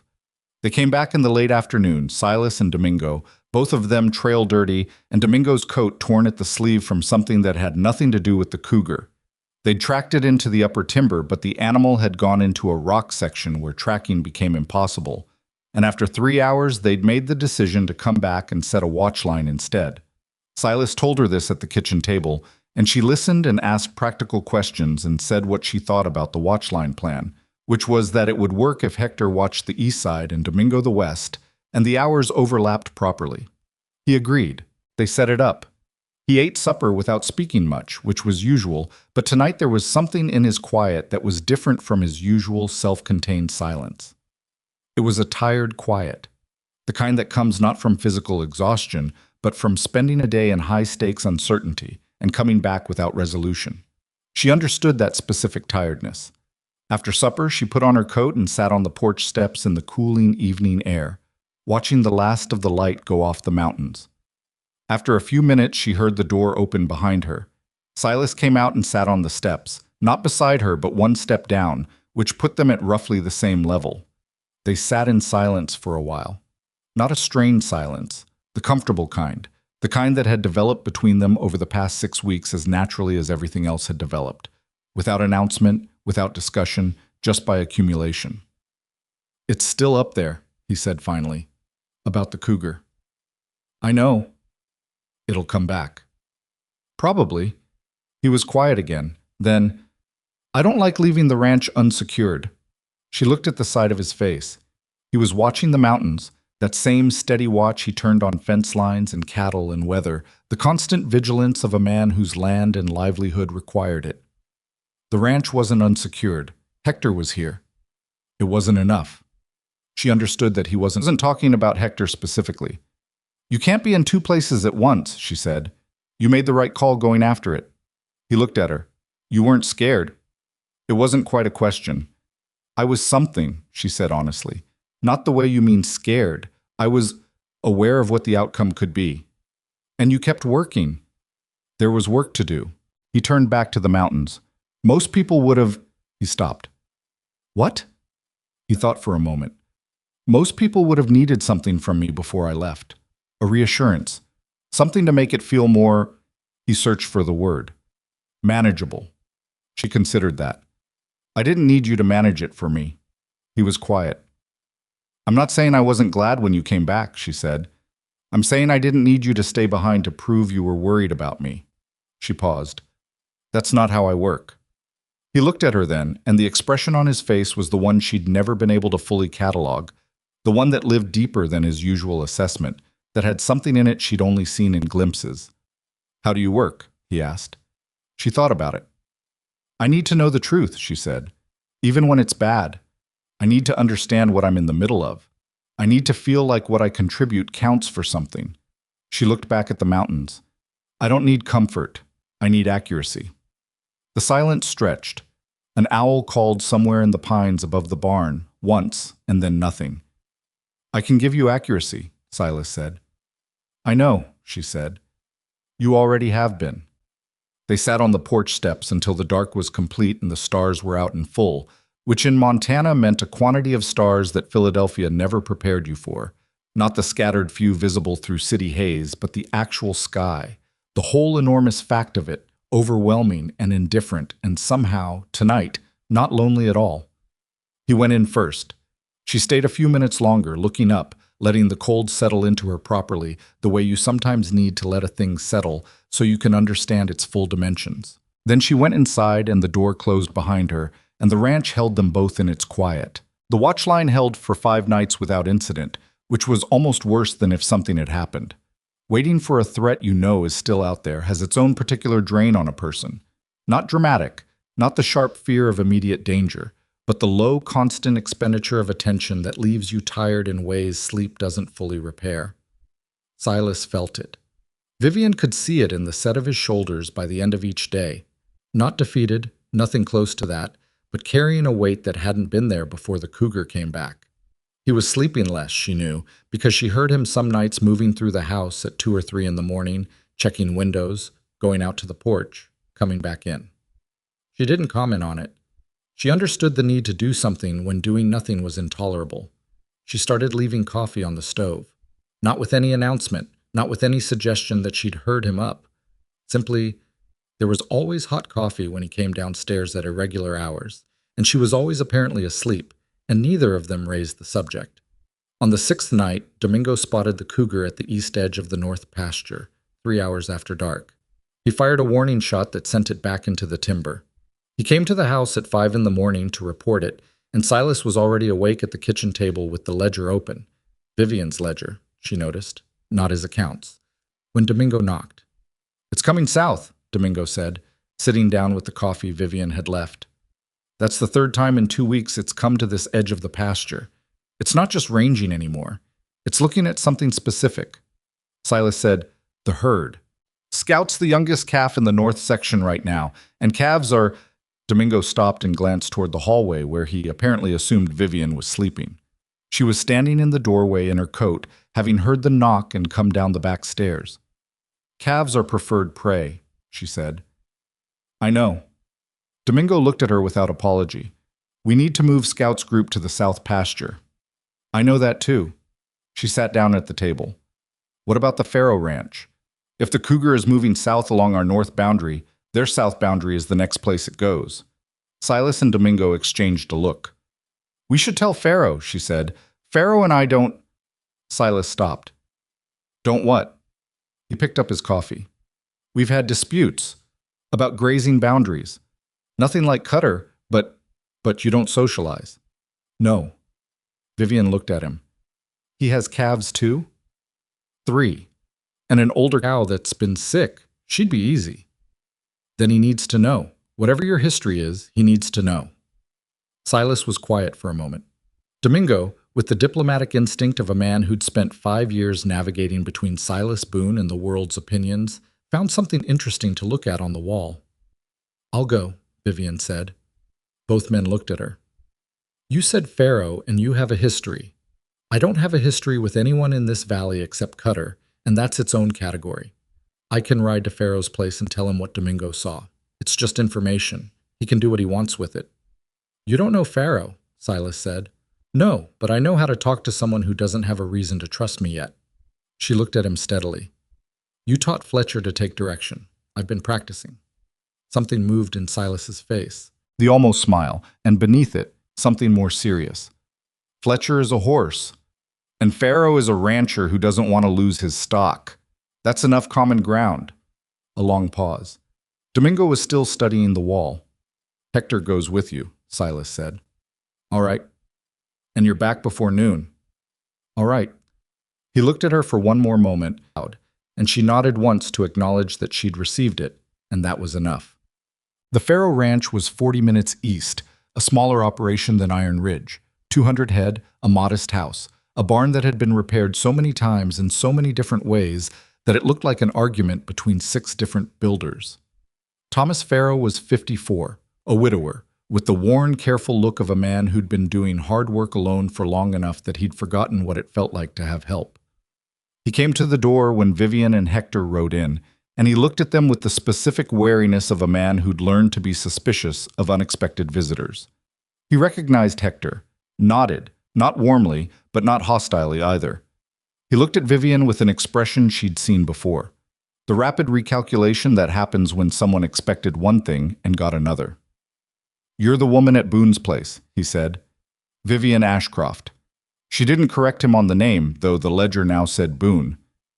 "We had a cougar sighting on our north pasture boundary last night. Domingo Delacroix put a shot over it, drove it back into the timber. It's been coming south." Faro looked at Hector, who nodded confirmation. "We thought you should know," Vivian said. "Your south boundary is the next line." Faro was quiet for a moment, looking out at his paddock. She followed his gaze and saw what he was looking at. 3 calves, all of them young, in a section of fence that she could see from here needed reinforcing. "How many times has it come to your boundary?" he asked. "This was the 3rd. It's not ranging anymore. Domingo thinks it's identified a target." How long has Boone known about this animal? Since it took the calves from the Cutter range 6 weeks ago. He's been tracking it since the first week of April. Pharaoh's jaw tightened slightly at the mention of Cutter, a specific tightening that told her the name carried its own complicated weight out here. Why is he sending you to tell me instead of coming himself? She could have softened it. She chose not to. Because he knows your history isn't simple, and he thought it might be easier coming from someone without a stake in it. She paused. He still wanted you to know. That was his decision. Pharaoh looked at her for a long moment. He had the eyes of a man who'd spent decades evaluating things for their real value rather than their stated one. Whatever he saw in her face, it shifted something in his assessment. What's he planning to do about the animal? Push it further into the high country if we can. Eliminate it if we can't. She looked at his fence line. Your south section needs reinforcing before tonight if you want to keep the calves in a defended position. We have spare wire if you need it. He looked at the fence, looked back at her. Boone's offering wire. Iron Ridge Ranch is offering wire, she said. I manage supplies. It's mine to offer. Something in his face that had been held carefully rigid did a small involuntary shift. Not a smile, too complicated for that, but something that might have been the beginning of reassessment. Tell Boone, he stopped, started again. Tell him I appreciate the information. I will. And I don't need the wire. I have my own. All right. She turned Fletcher, and Hector turned beside her, and they rode back the way they'd come. When they were clear of Pharaoh's gate, Hector said without looking at her, He'll reinforce that fence today. I know, she said. He was already thinking about it when we got there. He just needed the specific reason. Hector was quiet for a moment. Silas couldn't have done that. Silas could have given him the same information. Not the same way. She thought about that. Maybe not, she said. And then they rode the rest of the way back in the working quiet that she'd come to find as comfortable as any conversation.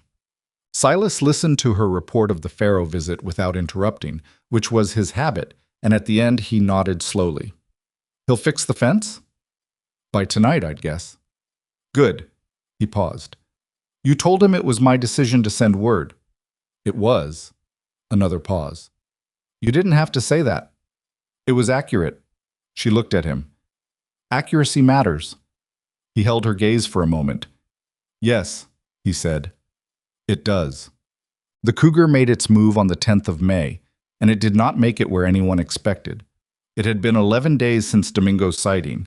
The watch line had been maintained every night, alternating between the Delacroix brothers, with Silas taking the early morning hours so both brothers could sleep in rotation.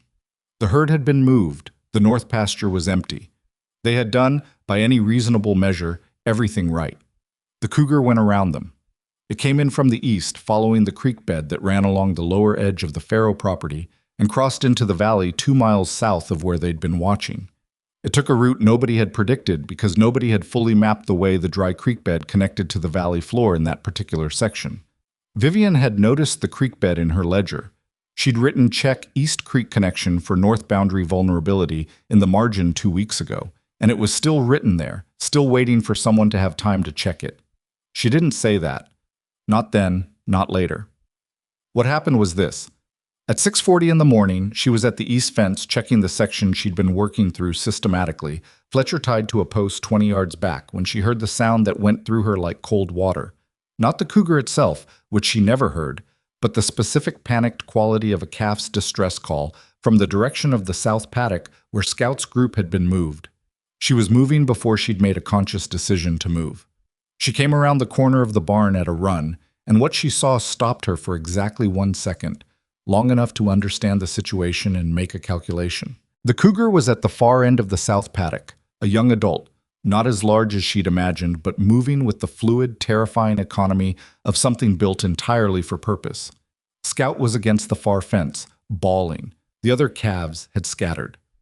Bessie was between the cougar and Scout, doing the thing that large, frightened mothers do, which is stand their ground and make noise and hope that noise is enough. It wasn't going to be enough. Vivian did not have a rifle. She had a fence post she'd been carrying when she heard the noise, a 4-foot length of cedar she'd pulled from a damaged section. She had her voice. She had the specific knowledge that a cougar, unlike a bear, generally responds to being challenged, because cougars are ambush predators who abandon hunts when their cover is blown. She picked up a rock from the ground, a good-sized one, and threw it hard at the fence post nearest the cougar, making as much noise as she could manage, and screamed. Not a frightened scream, the kind of scream that comes out of you when you're angry.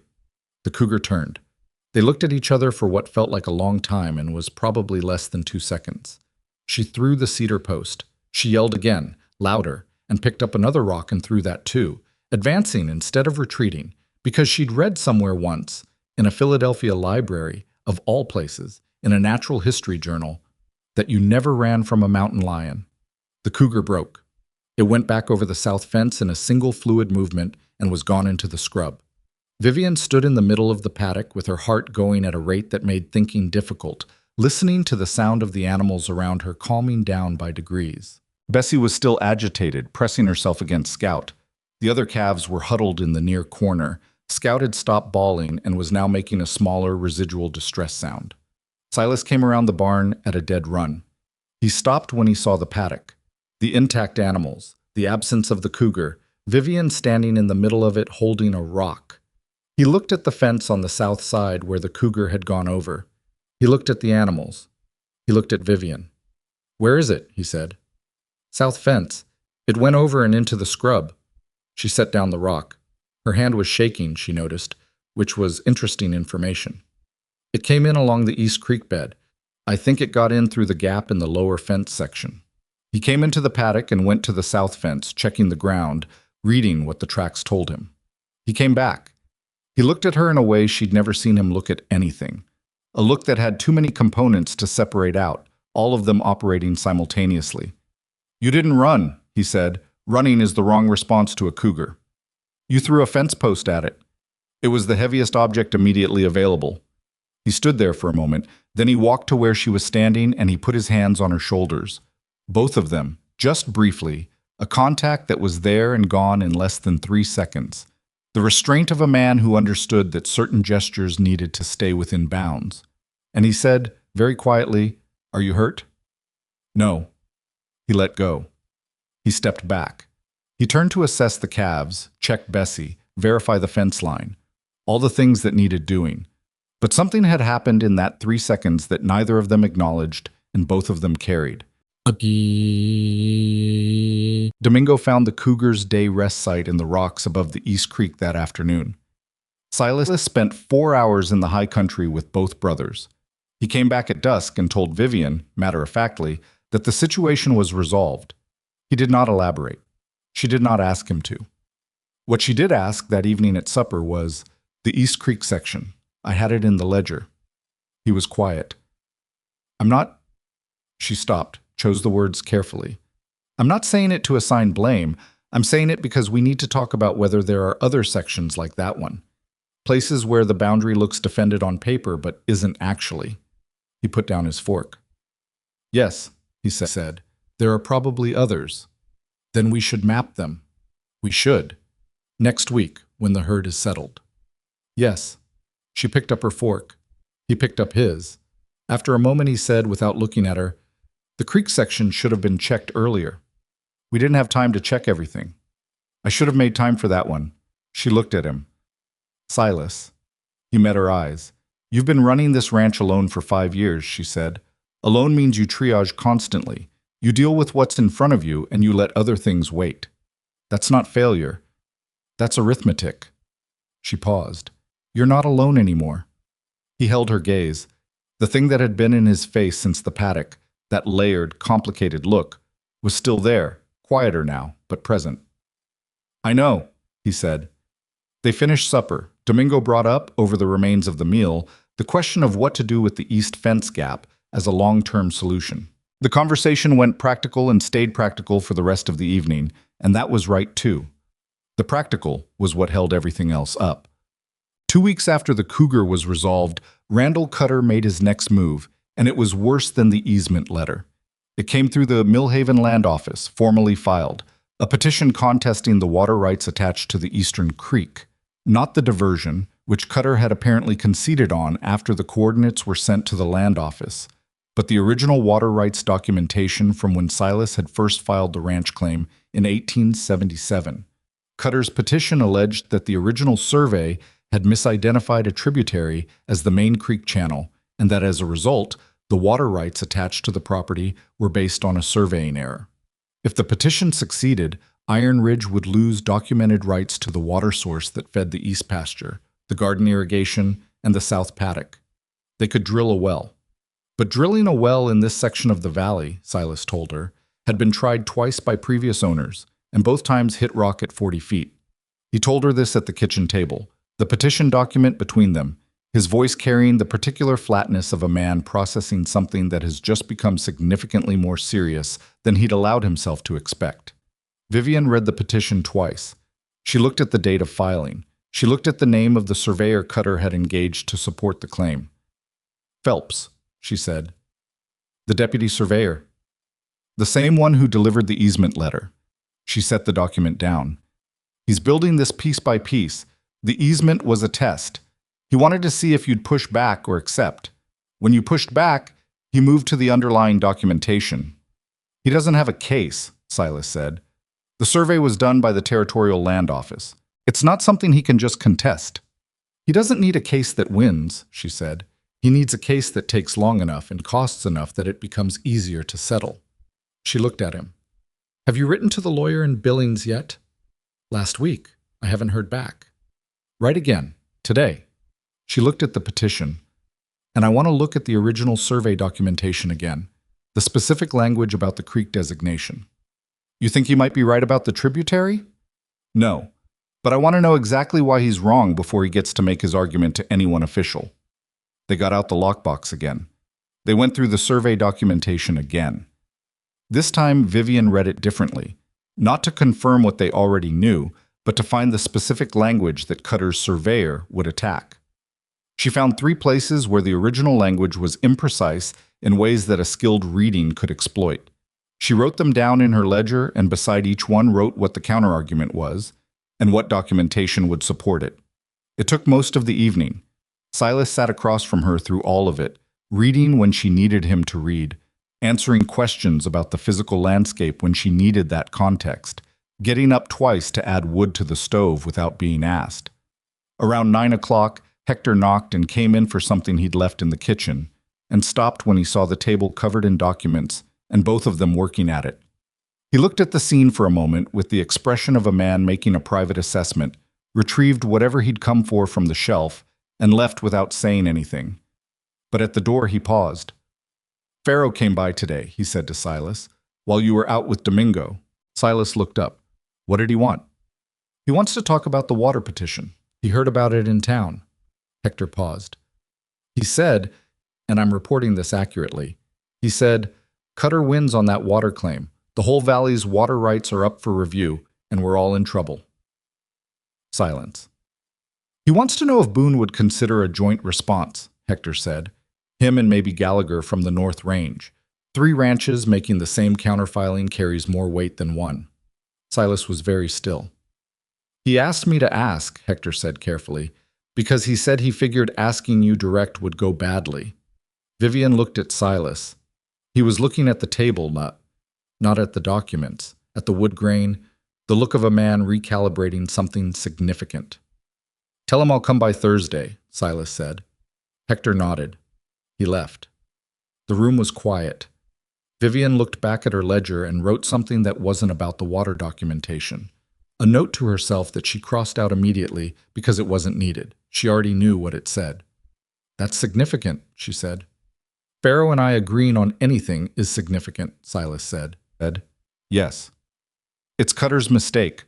Overreaching changes the calculation for everyone he's been pressuring. Silas looked at the petition document. He's been pushing at Pharaoh too? Almost certainly. He pushes at everyone and relies on everyone responding individually. Individuals are easier to exhaust than a coalition. She paused. He didn't expect you to have someone who'd think about it this way. Silas looked at her. No, he said. He didn't. It was the last week of May when Vivian understood, in a way she hadn't quite allowed herself to before, how completely she had become part of this place. It happened during an ordinary afternoon. Not during any crisis, not at any moment of high drama, but while she was working in the garden in the early warmth of a proper spring afternoon, her hands in soil that had come back better than she'd expected. The herb bed producing thyme and rosemary that had indeed survived the winter, as Silas had said they would. The tomato seedlings she'd started in the kitchen in March, now transplanted and taking hold. She was thinking about nothing in particular, or rather, she was thinking about the garden itself, about what it needed next, about the irrigation channel that would have to be cleared before June. When Silas came around the corner of the house, he stopped at the garden edge, which he always did, not coming in unless she invited him, because he'd noticed early on that she was particular about the garden, the way he was particular about the horse training, and both of them understood that some spaces belonged to specific competence. He was holding something, a folded piece of paper. "Letter from Billings," he said. She looked up and sat back on her heels. "The lawyer?" "Yes."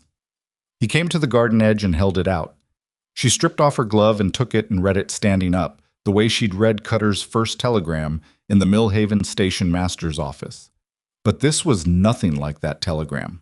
This was a letter from a man named Aldous Prentice, property lawyer, whose practice had apparently handled 3 cases against Randall Cutter in the past 4 years. He wrote with the dry confidence of a man who knew exactly which tools were available and which ones worked. He believed the water rights petition was contestable. He believed the original survey documentation was defensible with the right expert testimony. He believed that a joint filing from multiple affected ranches would significantly strengthen the position. He would come to Millhaven to meet in the 3rd week of June, if that suited. Vivian read the letter twice. Then she handed it back to Silas. "It suits," she said. The corner of his mouth moved. "I thought you'd say that." She put her glove back on and went back to the irrigation channel. He stayed at the garden edge, reading the letter again, and she worked, and the afternoon was warm enough that she'd pushed her coat off an hour ago, and the mountains above the ranch were still snow-capped, but the snow was retreating, slowly, the way things retreat when they've lost the argument with the season. "Vivian," he said. She looked up. He was looking at the garden, at the whole of it, the beds she'd cleared and turned and planted, the herb section she'd restored, the irrigation channel she was working on right now. All of it coming back from 2 years of neglect into something productive and orderly and alive.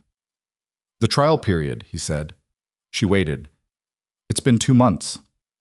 "I know." He looked at her then, directly, the way he always looked at things that mattered to him, completely, without hedging, without giving himself an exit. "I'd like you to stay," he said, "not on a trial, permanently." She held his gaze. There were technically things to discuss. The practical arrangements, the formal legal question, the matter of what permanence looked like between 2 people who had not arrived at this by any conventional route.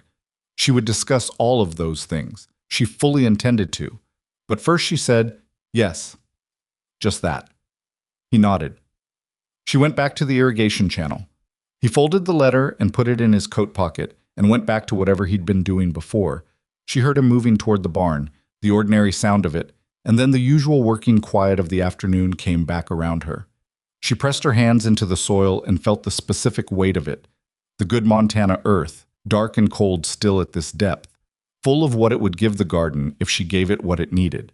She'd planted things here that would come back next year and the year after, perennials, the kind of plant that commits. She understood that voice, now, from the inside. The meeting with Thomas Farrow happened the following Thursday, and it did not go the way anyone expected it to. Silas came back from Farrow's place at mid-afternoon, and when he came into the kitchen where Vivian was working on the June supply order, she looked at his face and knew immediately that something had happened beyond the expected conversation about the water petition. "What?" she said. He sat down at the table. He didn't take his coat off, which meant his body hadn't quite decided yet that this was a sitting-down situation. "There was an accident," he said, 3 days ago, on Farrow's North Range. His hired man found it, didn't report it until this morning." She set down her pencil. "What kind of accident?" "Farrow's fence on the north boundary, the section that borders Cutter's Range. It came down in the night. They don't know exactly when, but in the morning there were tracks." He looked at the table. "Not animal tracks." She understood before he finished. "Someone cut it." Fence wire doesn't fail the way this one did. Hector went to look. The cuts were clean. He paused. 2 of Pharaoh's cattle went through into Cutter's range overnight. One came back on its own. The other... He stopped. The other one didn't. They found it in Cutter's south pasture this morning, dead. Looks like it broke a leg in the creek crossing and wasn't found until it was too late. He met her eyes. Pharaoh is filing a report with the county marshal, but Cutter's already filed first. He's claiming Pharaoh's cattle trespassed and destroyed part of a planted section along his creek bank. He's asking for damages. The room was very quiet. Vivian picked up her pencil again, not to write anything, but because she needed something in her hand. She turned it over once, twice. He cut the fence, she said. We can't prove it. Hector saw the cuts. Hector works for me. In a legal proceeding, Cutter's lawyer will call that interested testimony. He leaned forward and put both hands flat on the table. This is what he does. He creates a situation, he damages someone, and then he files first so he controls the record. She thought about the man from the Philadelphia tenements. Small increases, process delays, minimum compliance. The architecture of attrition. He's trying to destabilize Pharaoh before the coalition meeting with Prentice, she said. Yes. And he's trying to make you think twice about standing with Pharaoh.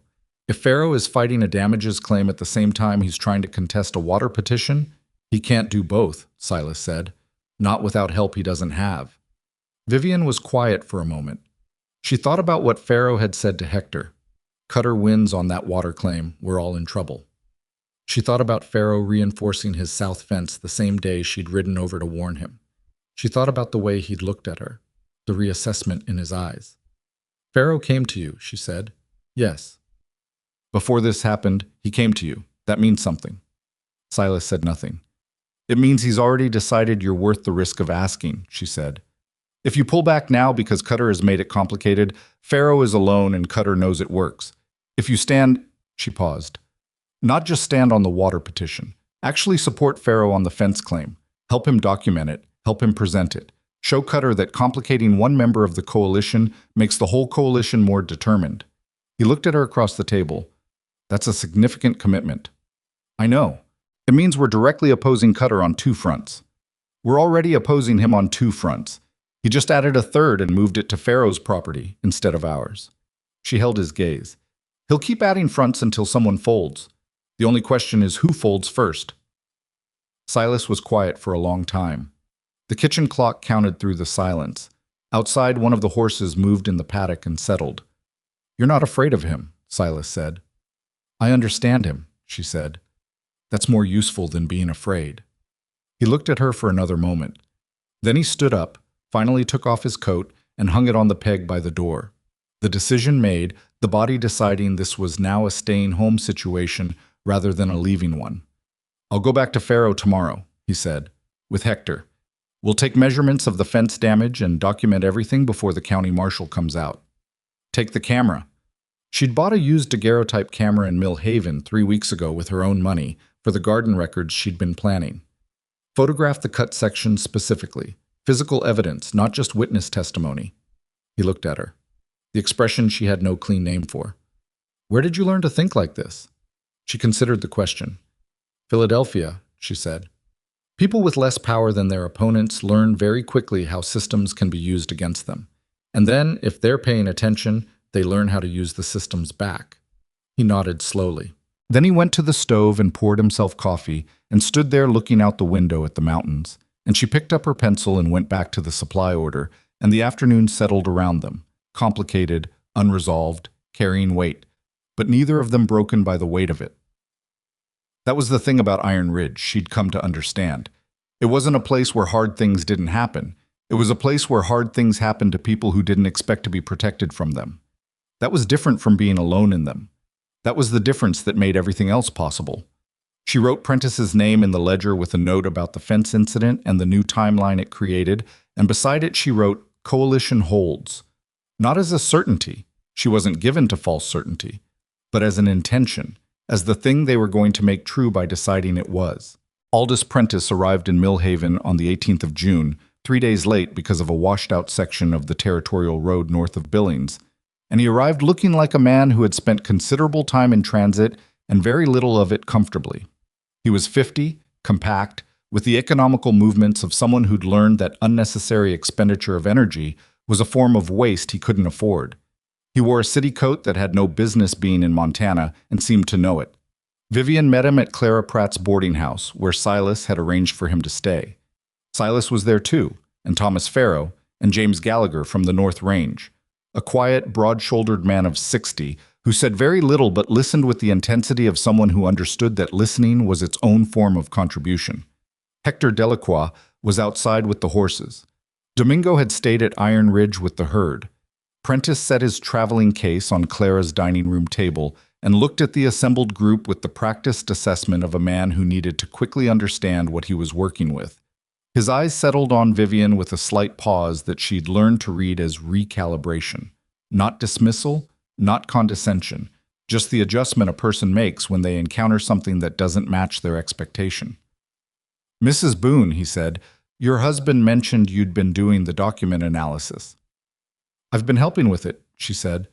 "I put together a summary of what we found in the original survey language and where Cutter's petition will most likely attack it. It's not legal analysis. I want to be clear about that. It's a reading." "I'd like to see it." She passed him the document she'd prepared. 12 pages, organized the way she'd organized the Hargrove household contracts when she was trying to understand what she was actually agreeing to. The vulnerable language identified, the counterargument beside each point, the supporting documentation referenced in the margin. Prentice read it for several minutes without speaking. The room was quiet. Farrow looked at the table. Gallagher looked out the window. Silas looked at nothing in particular, in the way he waited, completely still, completely patient. Prentice set it down. "This is useful," he said, in a tone that suggested useful was not a word he distributed carelessly. "The second point particularly, the tributary designation. You've identified the same weakness I found in the county filing, and you've found the same 1879 survey amendment that I was going to use to counter it." He looked at her directly. "What's your background?" "Seamstress," she said, "and a woman who spent considerable time reading documents written by people who wanted her to misunderstand them." Something shifted in his expression, not a smile exactly, but a recognition. "That," he said, "is an excellent preparation for property law." He turned to the group. "Here's where we stand." What followed was 2 hours of the most concentrated conversation Vivian had been part of in years. Prentice walked them through the petition, the counterfiling strategy, the specific arguments. Cutter's lawyer, a man from Helena named Doyle, whom Prentice knew and respected as a careful, patient adversary, would most likely employ. He talked about timeline, about cost, about the realistic range of outcomes. I was direct about the uncertainty in a way that she found reassuring rather than alarming, because uncertainty acknowledged was something you could plan around. At the end, he looked at the fence incident documentation Silas and Hector had compiled, the measurements, the photographs, the written accounts. He looked at the photographs for a long time. "These are good," he said. "My wife's camera," Silas said. It was the first time he'd called her that in front of anyone, and he said it the way he said most things, without announcement, as a simple fact of geography. She noticed Farrow notice it.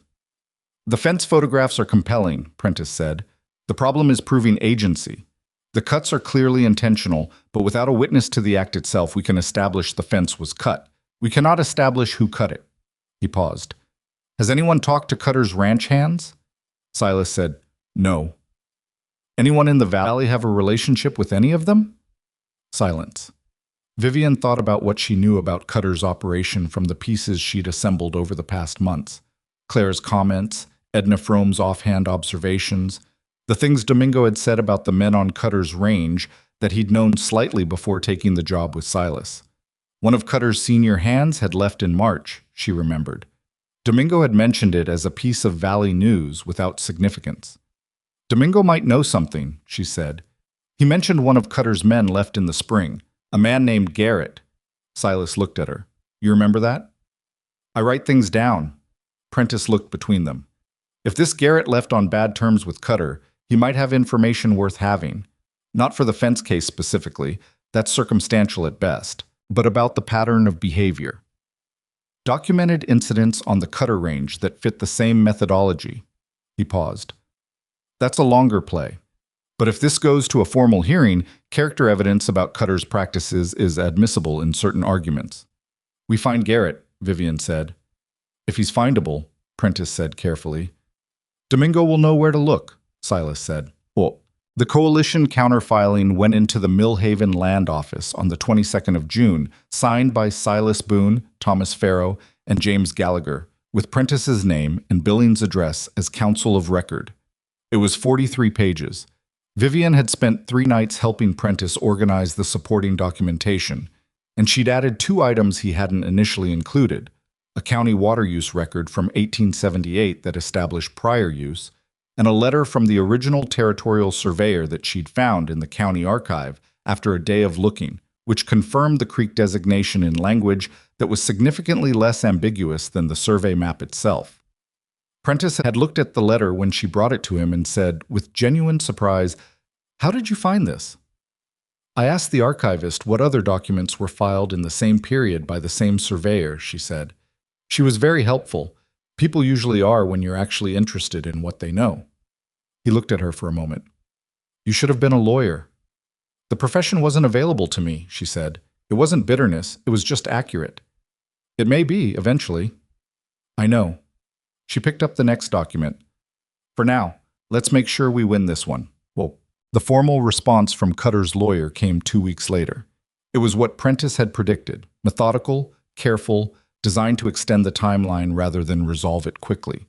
Doyle had filed for a survey review, which would take 3 months to schedule, and had added a supplemental claim about a grazing boundary that affected Gallagher's North Range, which Vivian recognized immediately as a move designed to strain the coalition by making each member's individual situation more complicated than their shared one. She wrote that analysis in the ledger and showed it to Silas. "He's trying to separate us," she said.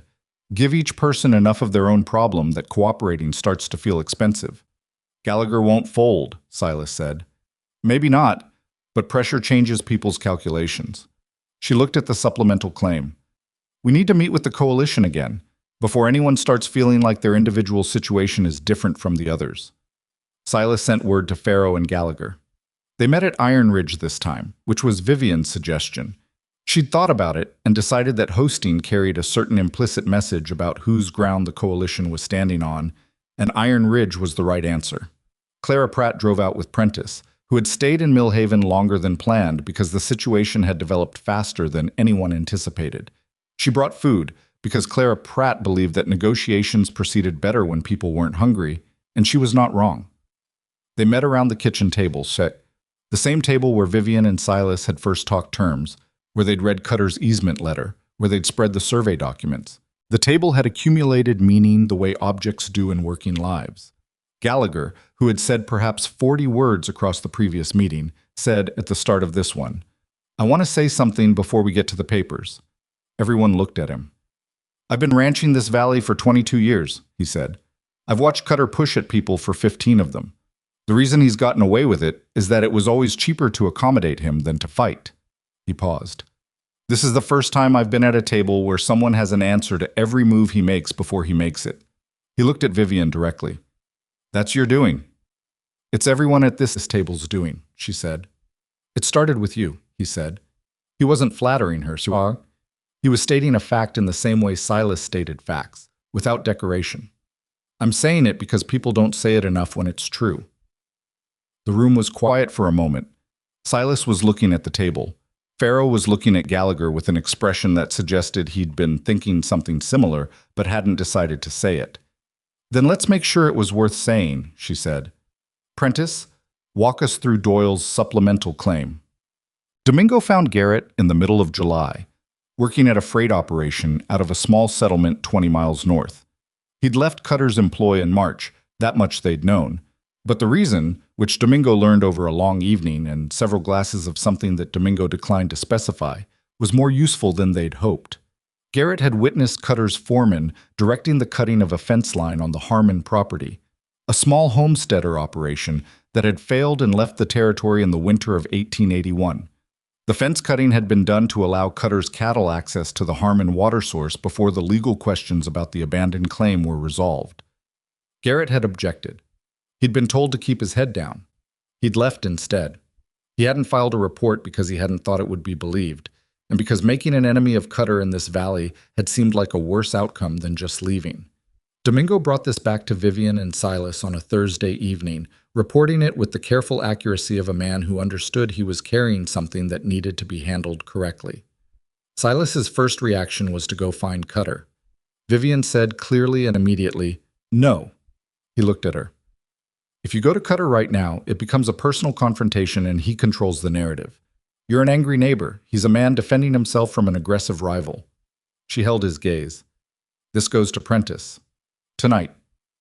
Prentice is in Billings. Then we write him a letter tonight and send Hector with it tomorrow at first light." She looked at Domingo. "Would Garrett make a sworn statement?" Domingo thought about it. He's not a brave man exactly. He left instead of reporting it. I know, but he left because he thought nobody would listen, not because he didn't care that it was wrong." She paused. "If he understood that his statement would be one piece of a larger documented case, not the whole argument, just one piece, would he consider it?" Domingo turned the question over. "Maybe, if someone went and talked to him directly." Vivian looked at Silas. He was quiet for a moment, then, "I can't go." "I know, Cutter has people in town who would report you going north." She paused. "I can go. I don't have that kind of profile in this valley yet."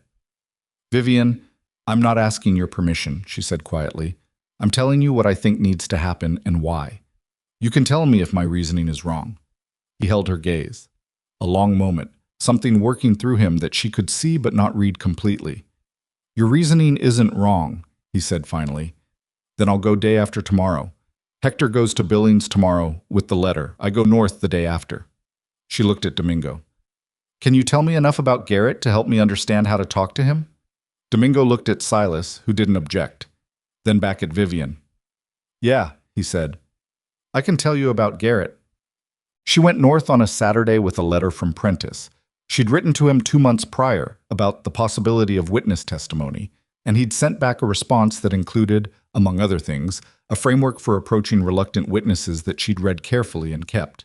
And with Hector as her companion for the road, because Silas had been clear on that point, and she'd seen no reason to argue it. The settlement north of Mill Haven was called Ridge Camp, which was optimistic for what was essentially a freight yard with a few permanent structures around it.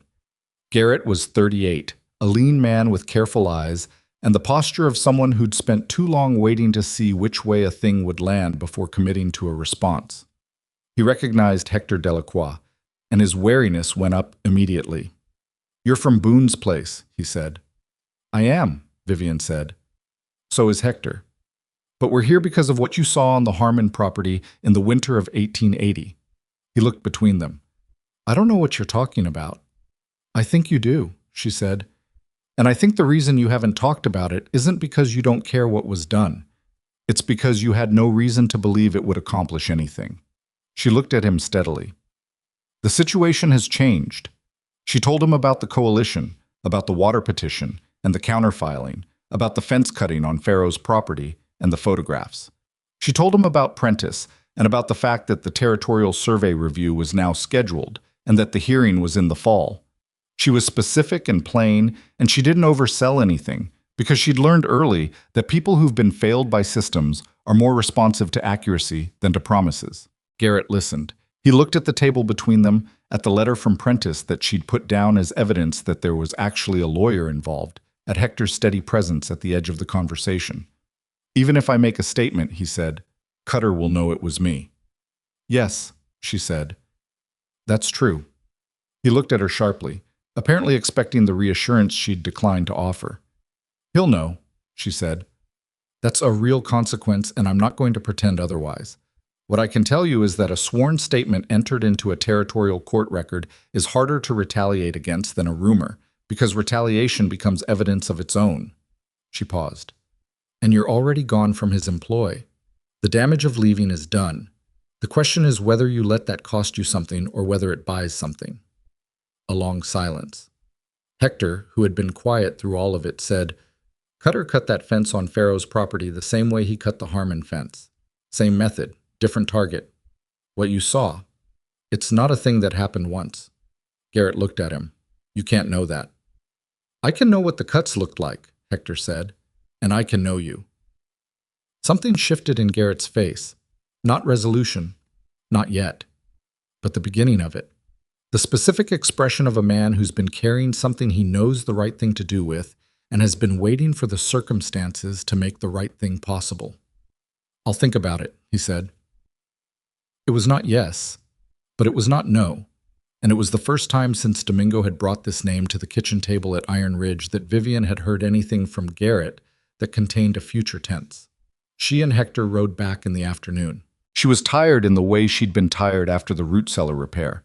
Not depleted, but spent in a way that had produced something real. Hector said, halfway back, "He'll do it." "Maybe. He'll do it," Hector said again, with the confidence of a man who'd known the specific quality of someone's hesitation and could read what was in it. "Give him a week." She gave him 8 days. The sworn statement, witnessed by the Ridge Camp freight manager and notarized by a traveling justice of the peace who happened to be in the area, arrived at Prentice's office in Billings on the 4th of August. The summer moved the way summers do when you're working too hard to watch them, in the peripheral vision, changing quietly while your attention is elsewhere. The garden produced better than Vivian had projected. The tomatoes came in heavy, and she spent 2 days in August putting up preserves with Clara Pratt, who drove out to help in the way that Clara did things. Without being asked, without ceremony, appearing on a Tuesday morning with jars and a firm opinion about the correct amount of salt.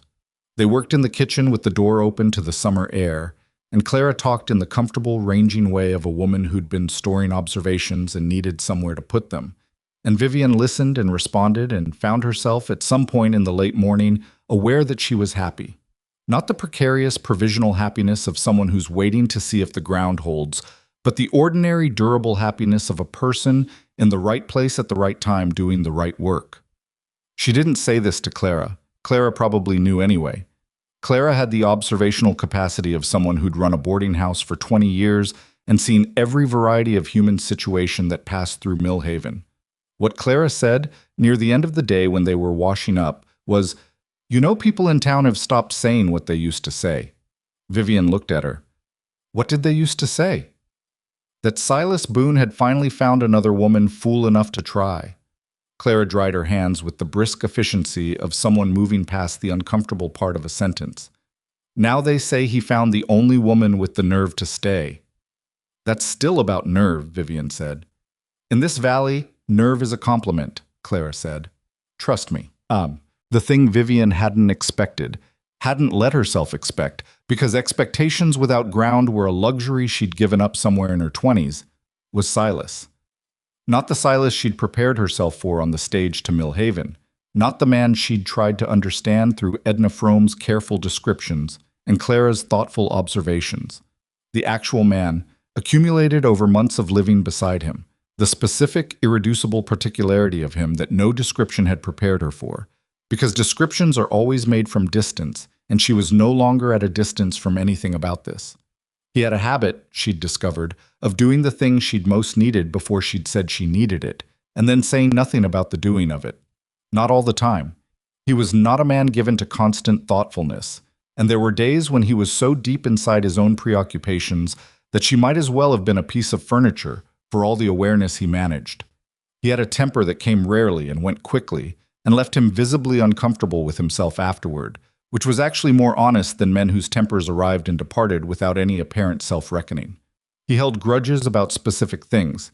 The Cutter situation had a layer in it that was personal in ways he never quite fully explained, and he let other things go with a completeness that surprised her.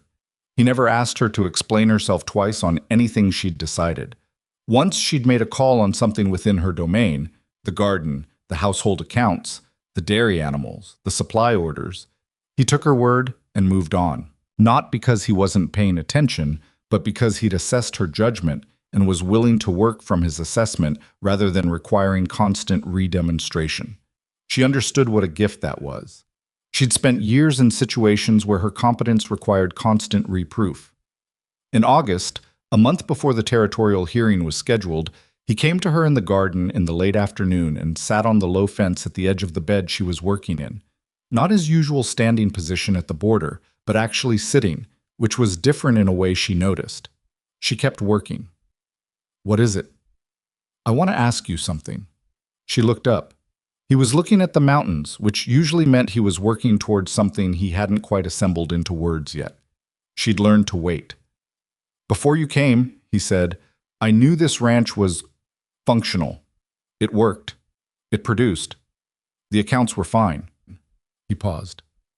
But it didn't. He stopped. Go on, she said, not impatiently. It didn't feel like it had a future, he said. Not a specific one, just more of the same, until it wasn't. He looked at his hands. I know I'm not easy to be with. I know what the women before you found. I know what I cost them. She sat back on her heels and gave him her full attention, because this was not a moment that deserved anything less. You don't have to, she started. I want to say it, he said. I need you to know that I know. He met her eyes.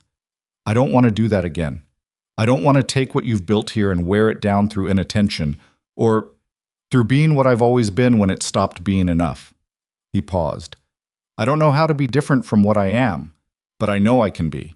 More deliberate. About what I show you. She looked at him for a long moment. The afternoon light was going gold over the garden, the way it did in August when the season was turning, and he was sitting on her fence with his hands loose and his face more open than she'd seen it in months. And she thought about all the ways she'd imagined a conversation like this might go, and how none of them had imagined it would be this specific and this imperfect and this true. I don't need you to be different, she said. I need you to be what you already are. She paused. The deliberate part. I think you've been doing that for a while. He was quiet. The coffee on the stove in the night, she said.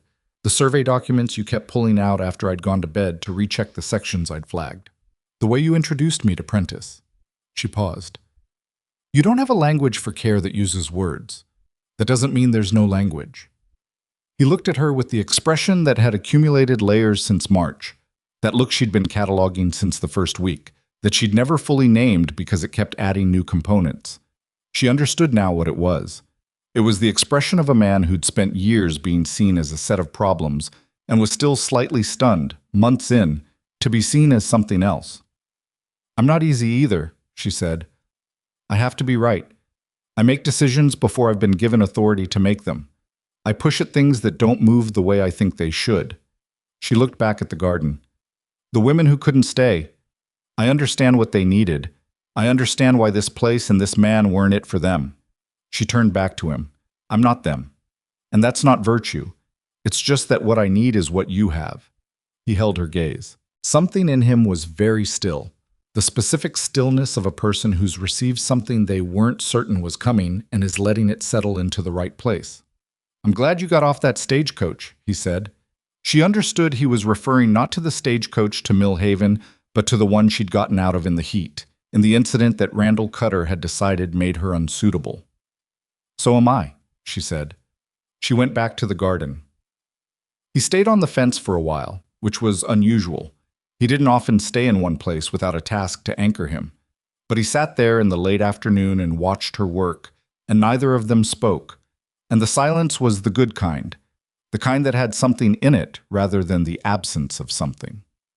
The territorial hearing was scheduled for the 15th of September, and on the 10th, 5 days before it, Cutter made his last move before the formal proceedings.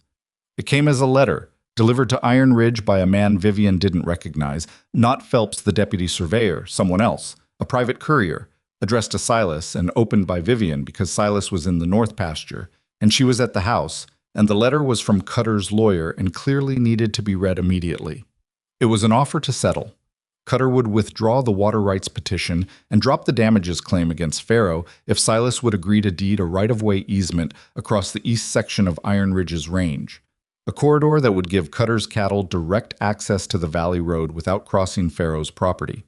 She read it twice. She read the legal language carefully. She looked at the survey map in her head, the one she'd committed to memory over months of studying it. Then she put the letter on the table, put on her coat, and went to find Silas. He was at the north fence checking the repair work. She rode out on Fletcher with the letter in her coat pocket and gave it to him. He read it. She watched his face. He's afraid, he said. Yes. Garrett's statement. That's what changed his calculation. Probably that and the coalition filing.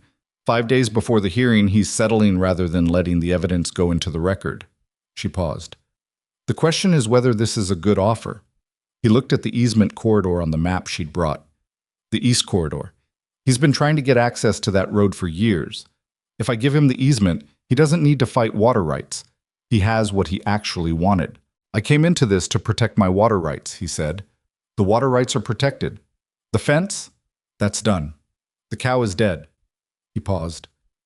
If I hold out for justice on the fence and the hearing falls wrong for some reason, I could lose the water rights too. That's a worse outcome. He looked at Silas. Take it. Gallagher nodded, once. Prentice looked at Vivian, then at Silas. It's your easement to give. Silas looked at Vivian. She looked at him. This was his land, his decision. She was clear on that, had always been clear on the distinction between what was hers to decide and what required his hand. I think Pharaoh's reasoning is sound, she said, but it's yours. He picked up the settlement offer and looked at it one last time. Then he set it down. Draw up the response, he said to Prentice. We accept. The paperwork took 2 weeks to finalize. Cutter's lawyer was meticulous in a way that Prentice said was actually reassuring. Meticulous men tended to stay within the lines they drew because messiness created vulnerabilities, and Cutter's entire operation depended on the lines holding. The easement was documented, surveyed, and entered into the county record. The water rights petition was formally withdrawn. The Pharaoh damages claim was dropped with a cash payment that was half what Pharaoh had asked and more than he'd expected to receive. On the day the paperwork was complete, Silas came home from Millhaven in the late afternoon and found Vivian in the garden, where she almost always was in late afternoon, and stood at the fence edge and said, "It's done." She looked up. "How does it feel?" He thought about it honestly, which was his habit. Like something that took longer than it should have and cost more than it was worth, but is finished. "Yes," she said. "That's about right." He looked at the garden, the late summer abundance of it, the tomatoes mostly done now, the root vegetables coming in, the herb bed green and full and permanent looking in the way that perennials manage to look even in the shortening days. "You saved this place," he said. She shook her head. "We kept this place." He looked at her. "It's not the same thing." "It's more accurate," she said, "and accuracy matters." The corner of his mouth moved into the thing that had once been an almost smile and had become, over months, simply a smile. Restrained still, incomplete maybe, but real. "Yes," he said, "it does." She turned back to the last of the season's work, and he went to the barn to see to the horses, and the ranch held them both in its working quiet. The same quiet it had always had, but inhabited differently now by two people who had stopped performing any version of themselves for each other, and were simply, imperfectly, undeniably present. The evening came on slow and golden over the mountains, the way Montana evenings do when they're generous, and Iron Ridge Ranch sat in the middle of it. Not unchanged, nothing stays unchanged, but standing, and theirs, and built to last. October came to Iron Ridge the way it always did, without asking permission and without apology. The aspens on the lower slopes went gold overnight, or seemed to, the way seasonal change always seems sudden, even when you've been watching it approach for weeks. The mornings got their teeth back. The light changed angle and quality, turning everything it touched into something that looked more valuable than it had in summer, the way certain kinds of difficulty have a way of making ordinary things appear in sharper relief. Vivian noticed she was tired in a way she couldn't account for. Not the tired of hard work, which she knew intimately by now, and which had its own satisfying texture. The tiredness that came from the root cellar repair, from calving season, from the weeks of document work during the Cutter fight. This was different.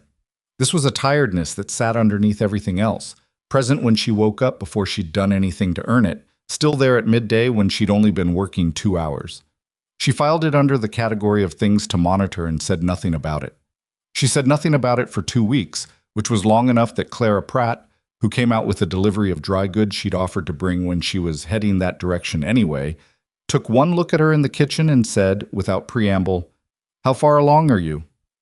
Vivian looked at her.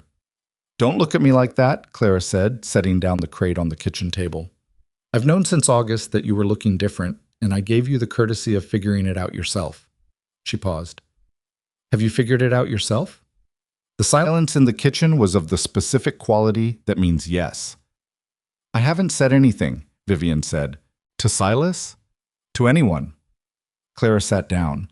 She had the expression of a woman who had opinions and was exercising restraint about the order in which she delivered them. When do you think? Vivian had done the arithmetic. She'd been doing it for 2 weeks with the part of her mind that ran calculations whether she invited it to or not. March, she said. Probably. That's a good month for it, Clara said, with the matter-of-fact authority of a woman who'd attended enough frontier births to have developed categorical opinions. Not the worst weather, not calving season. March is workable. She paused. He doesn't know. It wasn't a question. No. Why not? Vivian looked at the window, the particular quality of October light coming through the glass. Because I wanted to be certain first, and because... She stopped, started again. Because saying it out loud makes it a fact that belongs to both of us, and I wanted to hold it alone for a little while. Clara was quiet for a moment. Then she said, with a gentleness that Clara deployed rarely, and therefore effectively, that makes sense. Does it? You spent a long time being a person who belonged entirely to yourself. Sharing something before you're ready to share it? That's not selfishness. That's just knowing what you need. She got up and began unpacking the crate, because Clara's version of emotional support was always combined with something practical. Tell him tonight. I will. Not because he deserves to know first, though he does, but because you've been carrying it alone long enough and it's getting heavy. Vivian looked at her. Are you always right about everything? About this kind of thing, mostly. Clara stacked tins on the shelf with brisk efficiency. About timber prices and cattle grades, I defer to experts. About what people need when they're scared? I've had considerable practice. I'm not scared, Vivian said. Clara looked at her over her shoulder, with the look of a woman who had also been 28 once, and remembered it accurately. A little bit, she said. Vivian didn't argue the point. She told him that evening. Not with ceremony. She didn't think either of them would have survived ceremony on this particular subject. She told him the way she'd learned to tell him things, directly, while they were doing something else, so the information could land without the full weight of stage significance pressing down on it. They were at the kitchen table after supper. He was working through the fall account ledger.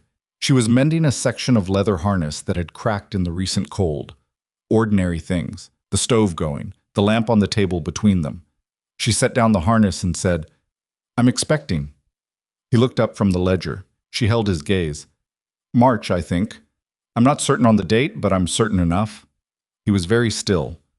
The kind of still he went when something had arrived that required the full deployment of whatever internal process he used to absorb significant things. She'd seen it before. During the Cutter settlement. During the morning she'd told him the cougar had come and gone from the paddock. The complete temporary stillness of a man who needed a moment before he could move again. You're sure, he said. Yes. Another moment. She waited, the way she'd learned to wait him out, without filling the silence with reassurance or elaboration, just letting him arrive where he was going to arrive in the time it took him to get there. Are you... He stopped, tried again. How are you feeling? Tired. That's mostly what I've noticed. He nodded slowly. He looked down at the ledger, then back at her, and the expression on his face was the most unguarded she'd ever seen it. All the careful containment that was simply how he was built, present still but thinner, something visible through it that had no name she could put to it cleanly. It was not uncomplicated. It was not simple happiness, because he was not a simple man, and his relationship to the future of this ranch and this life had layers she'd only partially mapped. But underneath all of it, there was something that she recognized because she felt it herself. A kind of stunned, imperfect, reluctant gladness. The kind that comes when something you didn't let yourself want very much turns out to be arriving anyway. March, he said. Yes. He looked at the ledger again, and she watched him and understood that he was running the same calculation she'd been running for 2 weeks. The seasonal timing, the workload, what would need to change, and what could stay the same. This was how he processed things. It was not distance. It was how he arrived at feeling through the route of understanding. The garden will need to be planted earlier, he said. If you can't... He stopped. I'll manage the garden, she said. I'll just manage it differently. Hector can do the heavy turning. Hector would be glad to have more to do. He's been bored since the north fence repair finished. Something shifted in his face, almost a smile, but fuller than usual. She could see it was something he was trying to contain out of habit, and not quite succeeding. I'll tell him he has a new assignment. Don't tell him yet, she said. Let's keep it between us a little while. He looked at her. Clara knows. She considered denying it. Clara suspected. I confirmed it this afternoon. Edna Frome will know by Thursday, he said, which was the most accurate thing anyone had ever said about the information flow through Mill Haven. Probably by Wednesday, she said. Clara will stop at the post office on the way back. He looked at her with something she'd seen building for months in the territory of his expression and had never quite arrived at a clean name for. She understood now what it was. It was trust. Not the functional trust of two people who'd agreed to a working arrangement and honored it, but the deeper kind. The kind that comes from being seen repeatedly and found not wanting. The kind you can't manufacture and can't demand and can't extract through any amount of determined effort. The kind that only grows. Vivian, he said. She waited. I'm glad you didn't get on the eastbound train. She looked at him across the table, across the lamp and the ledger and the leather harness and the ordinary material of the life they'd built in the space of a single year, and she said, So am I. Silas, for his part, was careful in a way that would have been invisible if she hadn't learned to read him. He didn't fuss. He didn't hover. He didn't treat her as though she'd become fragile, which was the thing she'd been most concerned about and would have found most intolerable. What he did was the thing he always did. He adjusted without announcing the adjustment. Wood appeared inside before she could go out for it. The heaviest supply orders started being handled by Hector before she asked. The account ledger, which she'd always maintained herself, began to have his handwriting in it alongside hers for the entries that required the longest stretches of focused work. She noticed all of it. She didn't thank him for most of it, because she understood that thanking him would be a form of making it visible, and he'd chosen not to make it visible, and she respected the choice. But one evening in January, when she came into the kitchen from the barn and found the stove already loaded and hot and the kettle on, and understood that he'd come in ahead of her specifically to do that, she stopped in the kitchen doorway and looked at the stove for a moment. He was at the table with the harness he'd been repairing for a week. Thank you, she said. He looked up. He knew what she was thanking him for, and he knew that she knew. It was cold, he said. Yes, she said. It was. She sat down at the table and picked up her own work, and neither of them said anything further, and the kitchen was warm and the January wind was doing its worst outside, and it couldn't reach them. The hardest thing about that winter was the cattle, a cold snap in February, a week of temperatures that Domingo described as a personal insult, and Hector described in terms she didn't need Silas to translate, took 11 head from the north pasture herd. Not all at once. Over 3 days, 1 or 2 at a time, found in the morning in the way you find cattle lost to cold. On their sides, already gone, no drama in it, just the plain arithmetic of an animal that didn't have enough left to sustain itself through one more night. Silas came in on the 3rd morning and told her, and she looked at his face and said nothing for a moment.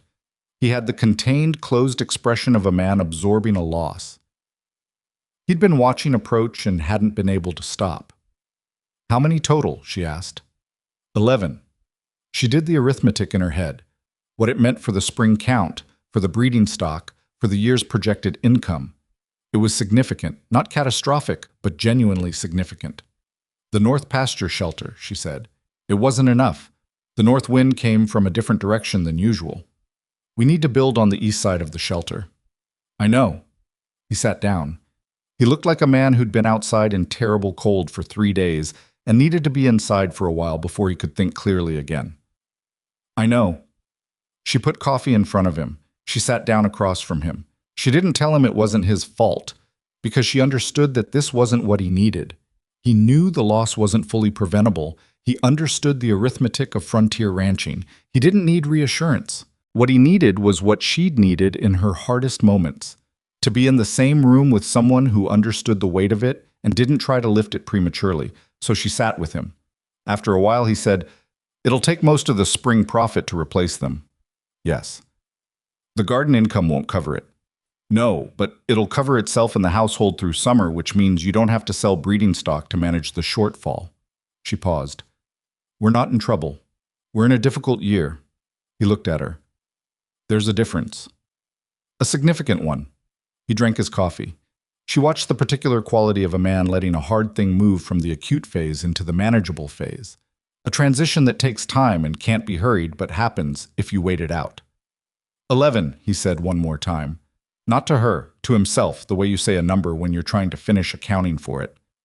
11, she said back, confirming it, not softening it, just there with him in the fact of it.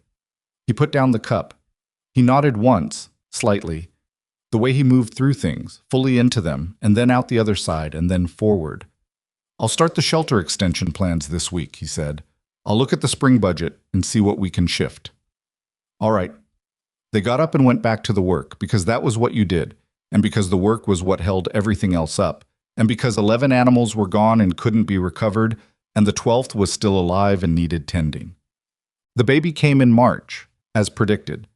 Not on a convenient day, not during the calm window that Vivian had privately designated as the ideal. A mild afternoon in the first week of the month, when Hector was already in the area and the weather was passable. It came on the 12th, in the middle of a storm that arrived without significant warning and dropped 8 inches in 12 hours and closed the road to Millhaven before anyone could use it. Clara Pratt, who had been planning to come out 2 weeks before the due date and wait, had been delayed by a family situation in town and wasn't there. What was there? Silas, Hector, Domingo, and a slim medical manual that Vivian had ordered from a bookseller in Billings in January and read so thoroughly that she could have recited several chapters from memory. She was not, in the event, in a position to recite anything. But Silas had read it too. She'd found it in his coat pocket in February when she was looking for a pencil and hadn't mentioned it, but she'd understood what it meant. It was long and it was hard, and there were 2 hours in the middle of it where Vivian understood at a cellular level why women died in childbirth on the frontier, because the gap between what was needed and what was available was genuinely terrifying.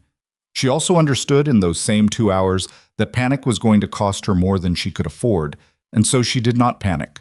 She was afraid, clearly and specifically, and she stayed afraid without letting the fear run the situation. Silas was beside her through all of it, not hovering. There was nothing hovering about it. I was there the way he was there during the calving emergency with Bessie, with the same quality of focused, unhurried presence that understood that panicking in a crisis costs time you don't have. He did what needed doing when it needed doing, and he didn't make anything about himself in the doing of it. At 4:27 in the morning, with the storm still going outside and the lamp turned as high as it would go, their daughter arrived. She was small and extremely unhappy about it, which she communicated at volume, and Vivian heard that sound and felt something that she'd been intellectually prepared for and was still completely unprepared for. The specific, ungovernable nature of it, the way it rewired something permanently without asking. Silas was holding her before Vivian could say anything. He had large hands, ranch-worked and calloused, and the baby was extraordinarily small in them, and the expression on his face was the one she'd been trying to name for a year. She understood now why she'd never found the right word. It was multiple things happening at once. The reserve he'd spent decades constructing, still there, still him, and also this, underneath and through it, something enormous and undefended and completely without armor. He looked at the baby for a long moment. Then he looked at Vivian. "She's all right?" he said. His voice was different. Not broken. Silas didn't break.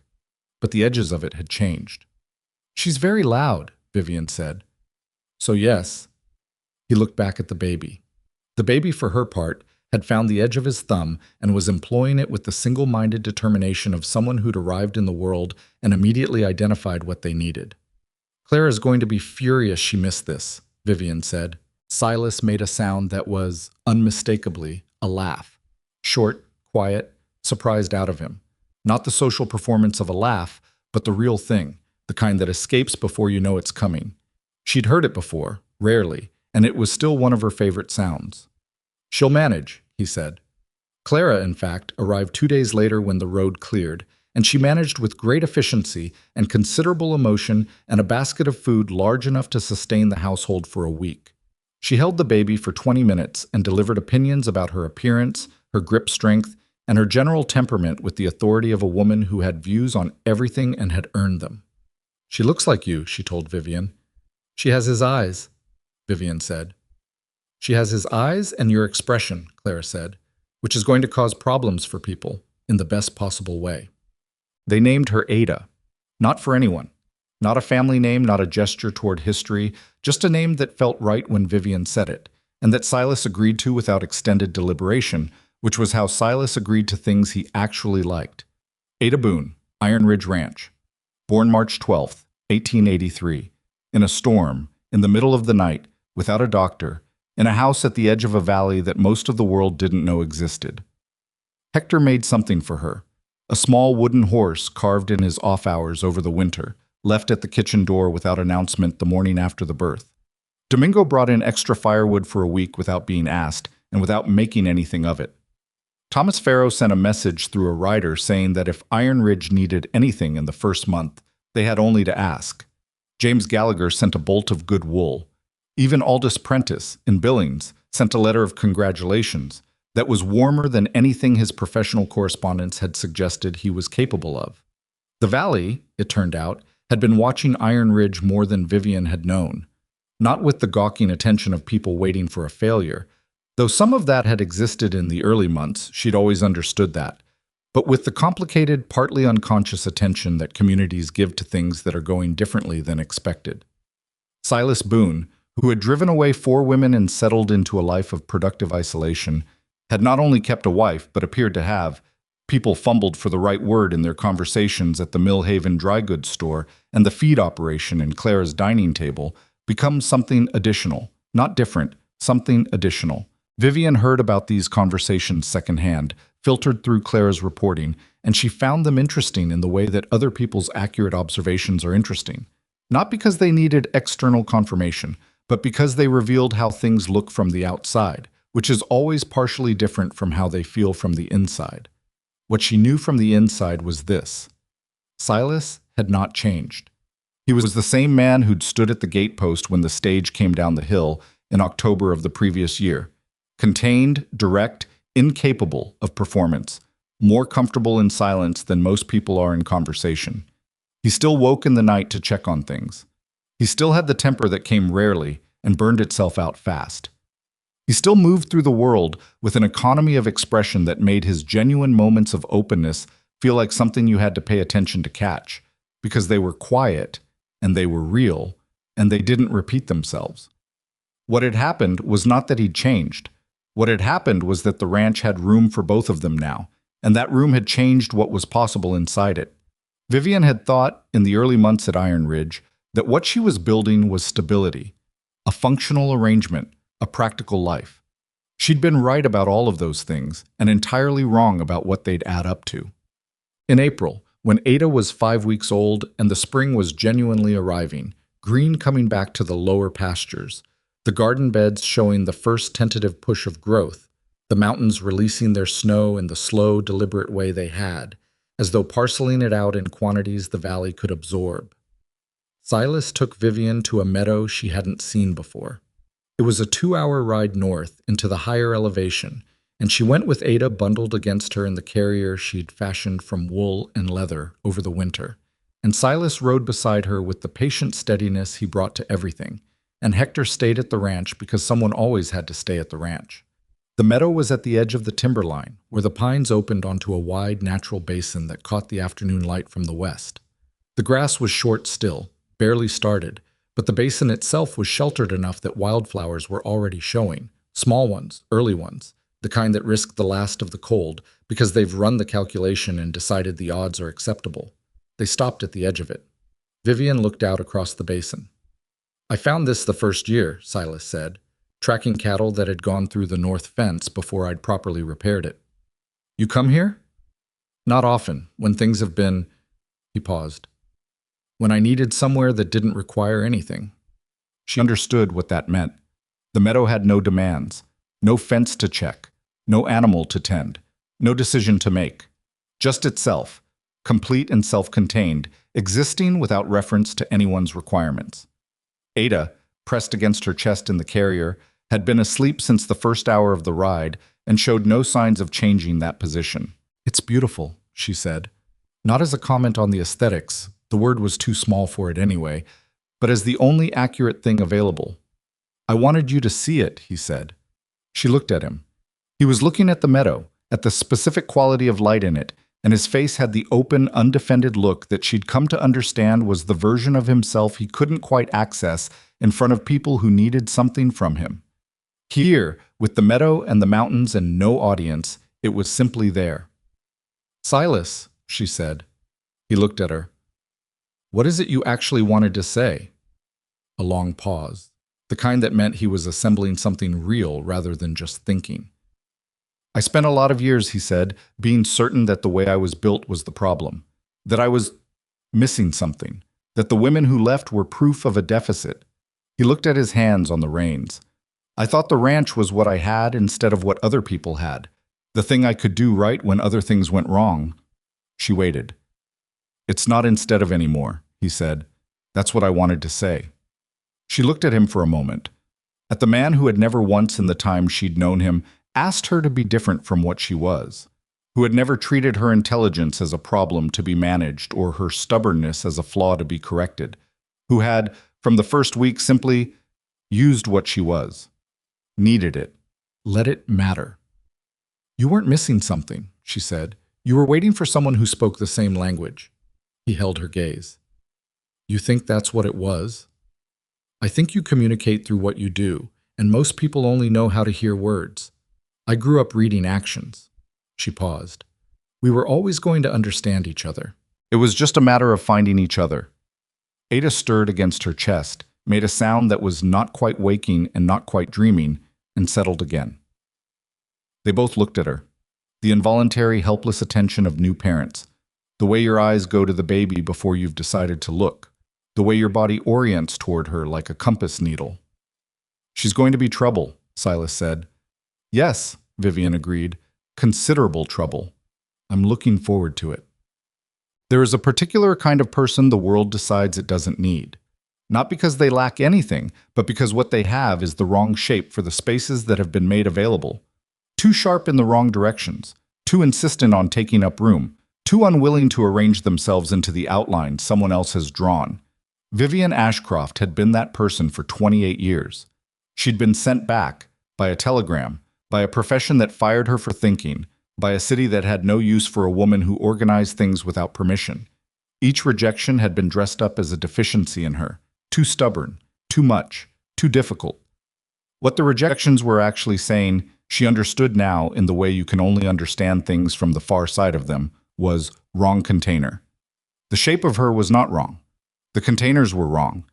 And the specific mercy of her life was that she had kept moving and kept refusing the offered definitions, long enough to find a place whose shape was her own. Iron Ridge Ranch, in the valley beneath the northern mountains of Montana, operated for the next decade as one of the strongest homesteads in the territory. Not the largest, not the wealthiest, but consistent, documented, and resilient in ways that the valley's ranchers came to associate specifically with the way decisions were made there, but carefully, with evidence, with a ledger that had two people's handwriting in it, and a system of records that others eventually began to model. Vivian expanded the garden year by year. She kept the accounts with a precision that Prentice, on his occasional visits to Millhaven, said was better than most territorial business operations he worked with. She helped Pharaoh fight a separate boundary dispute in 1885 by lending him her system and her analysis, and he won.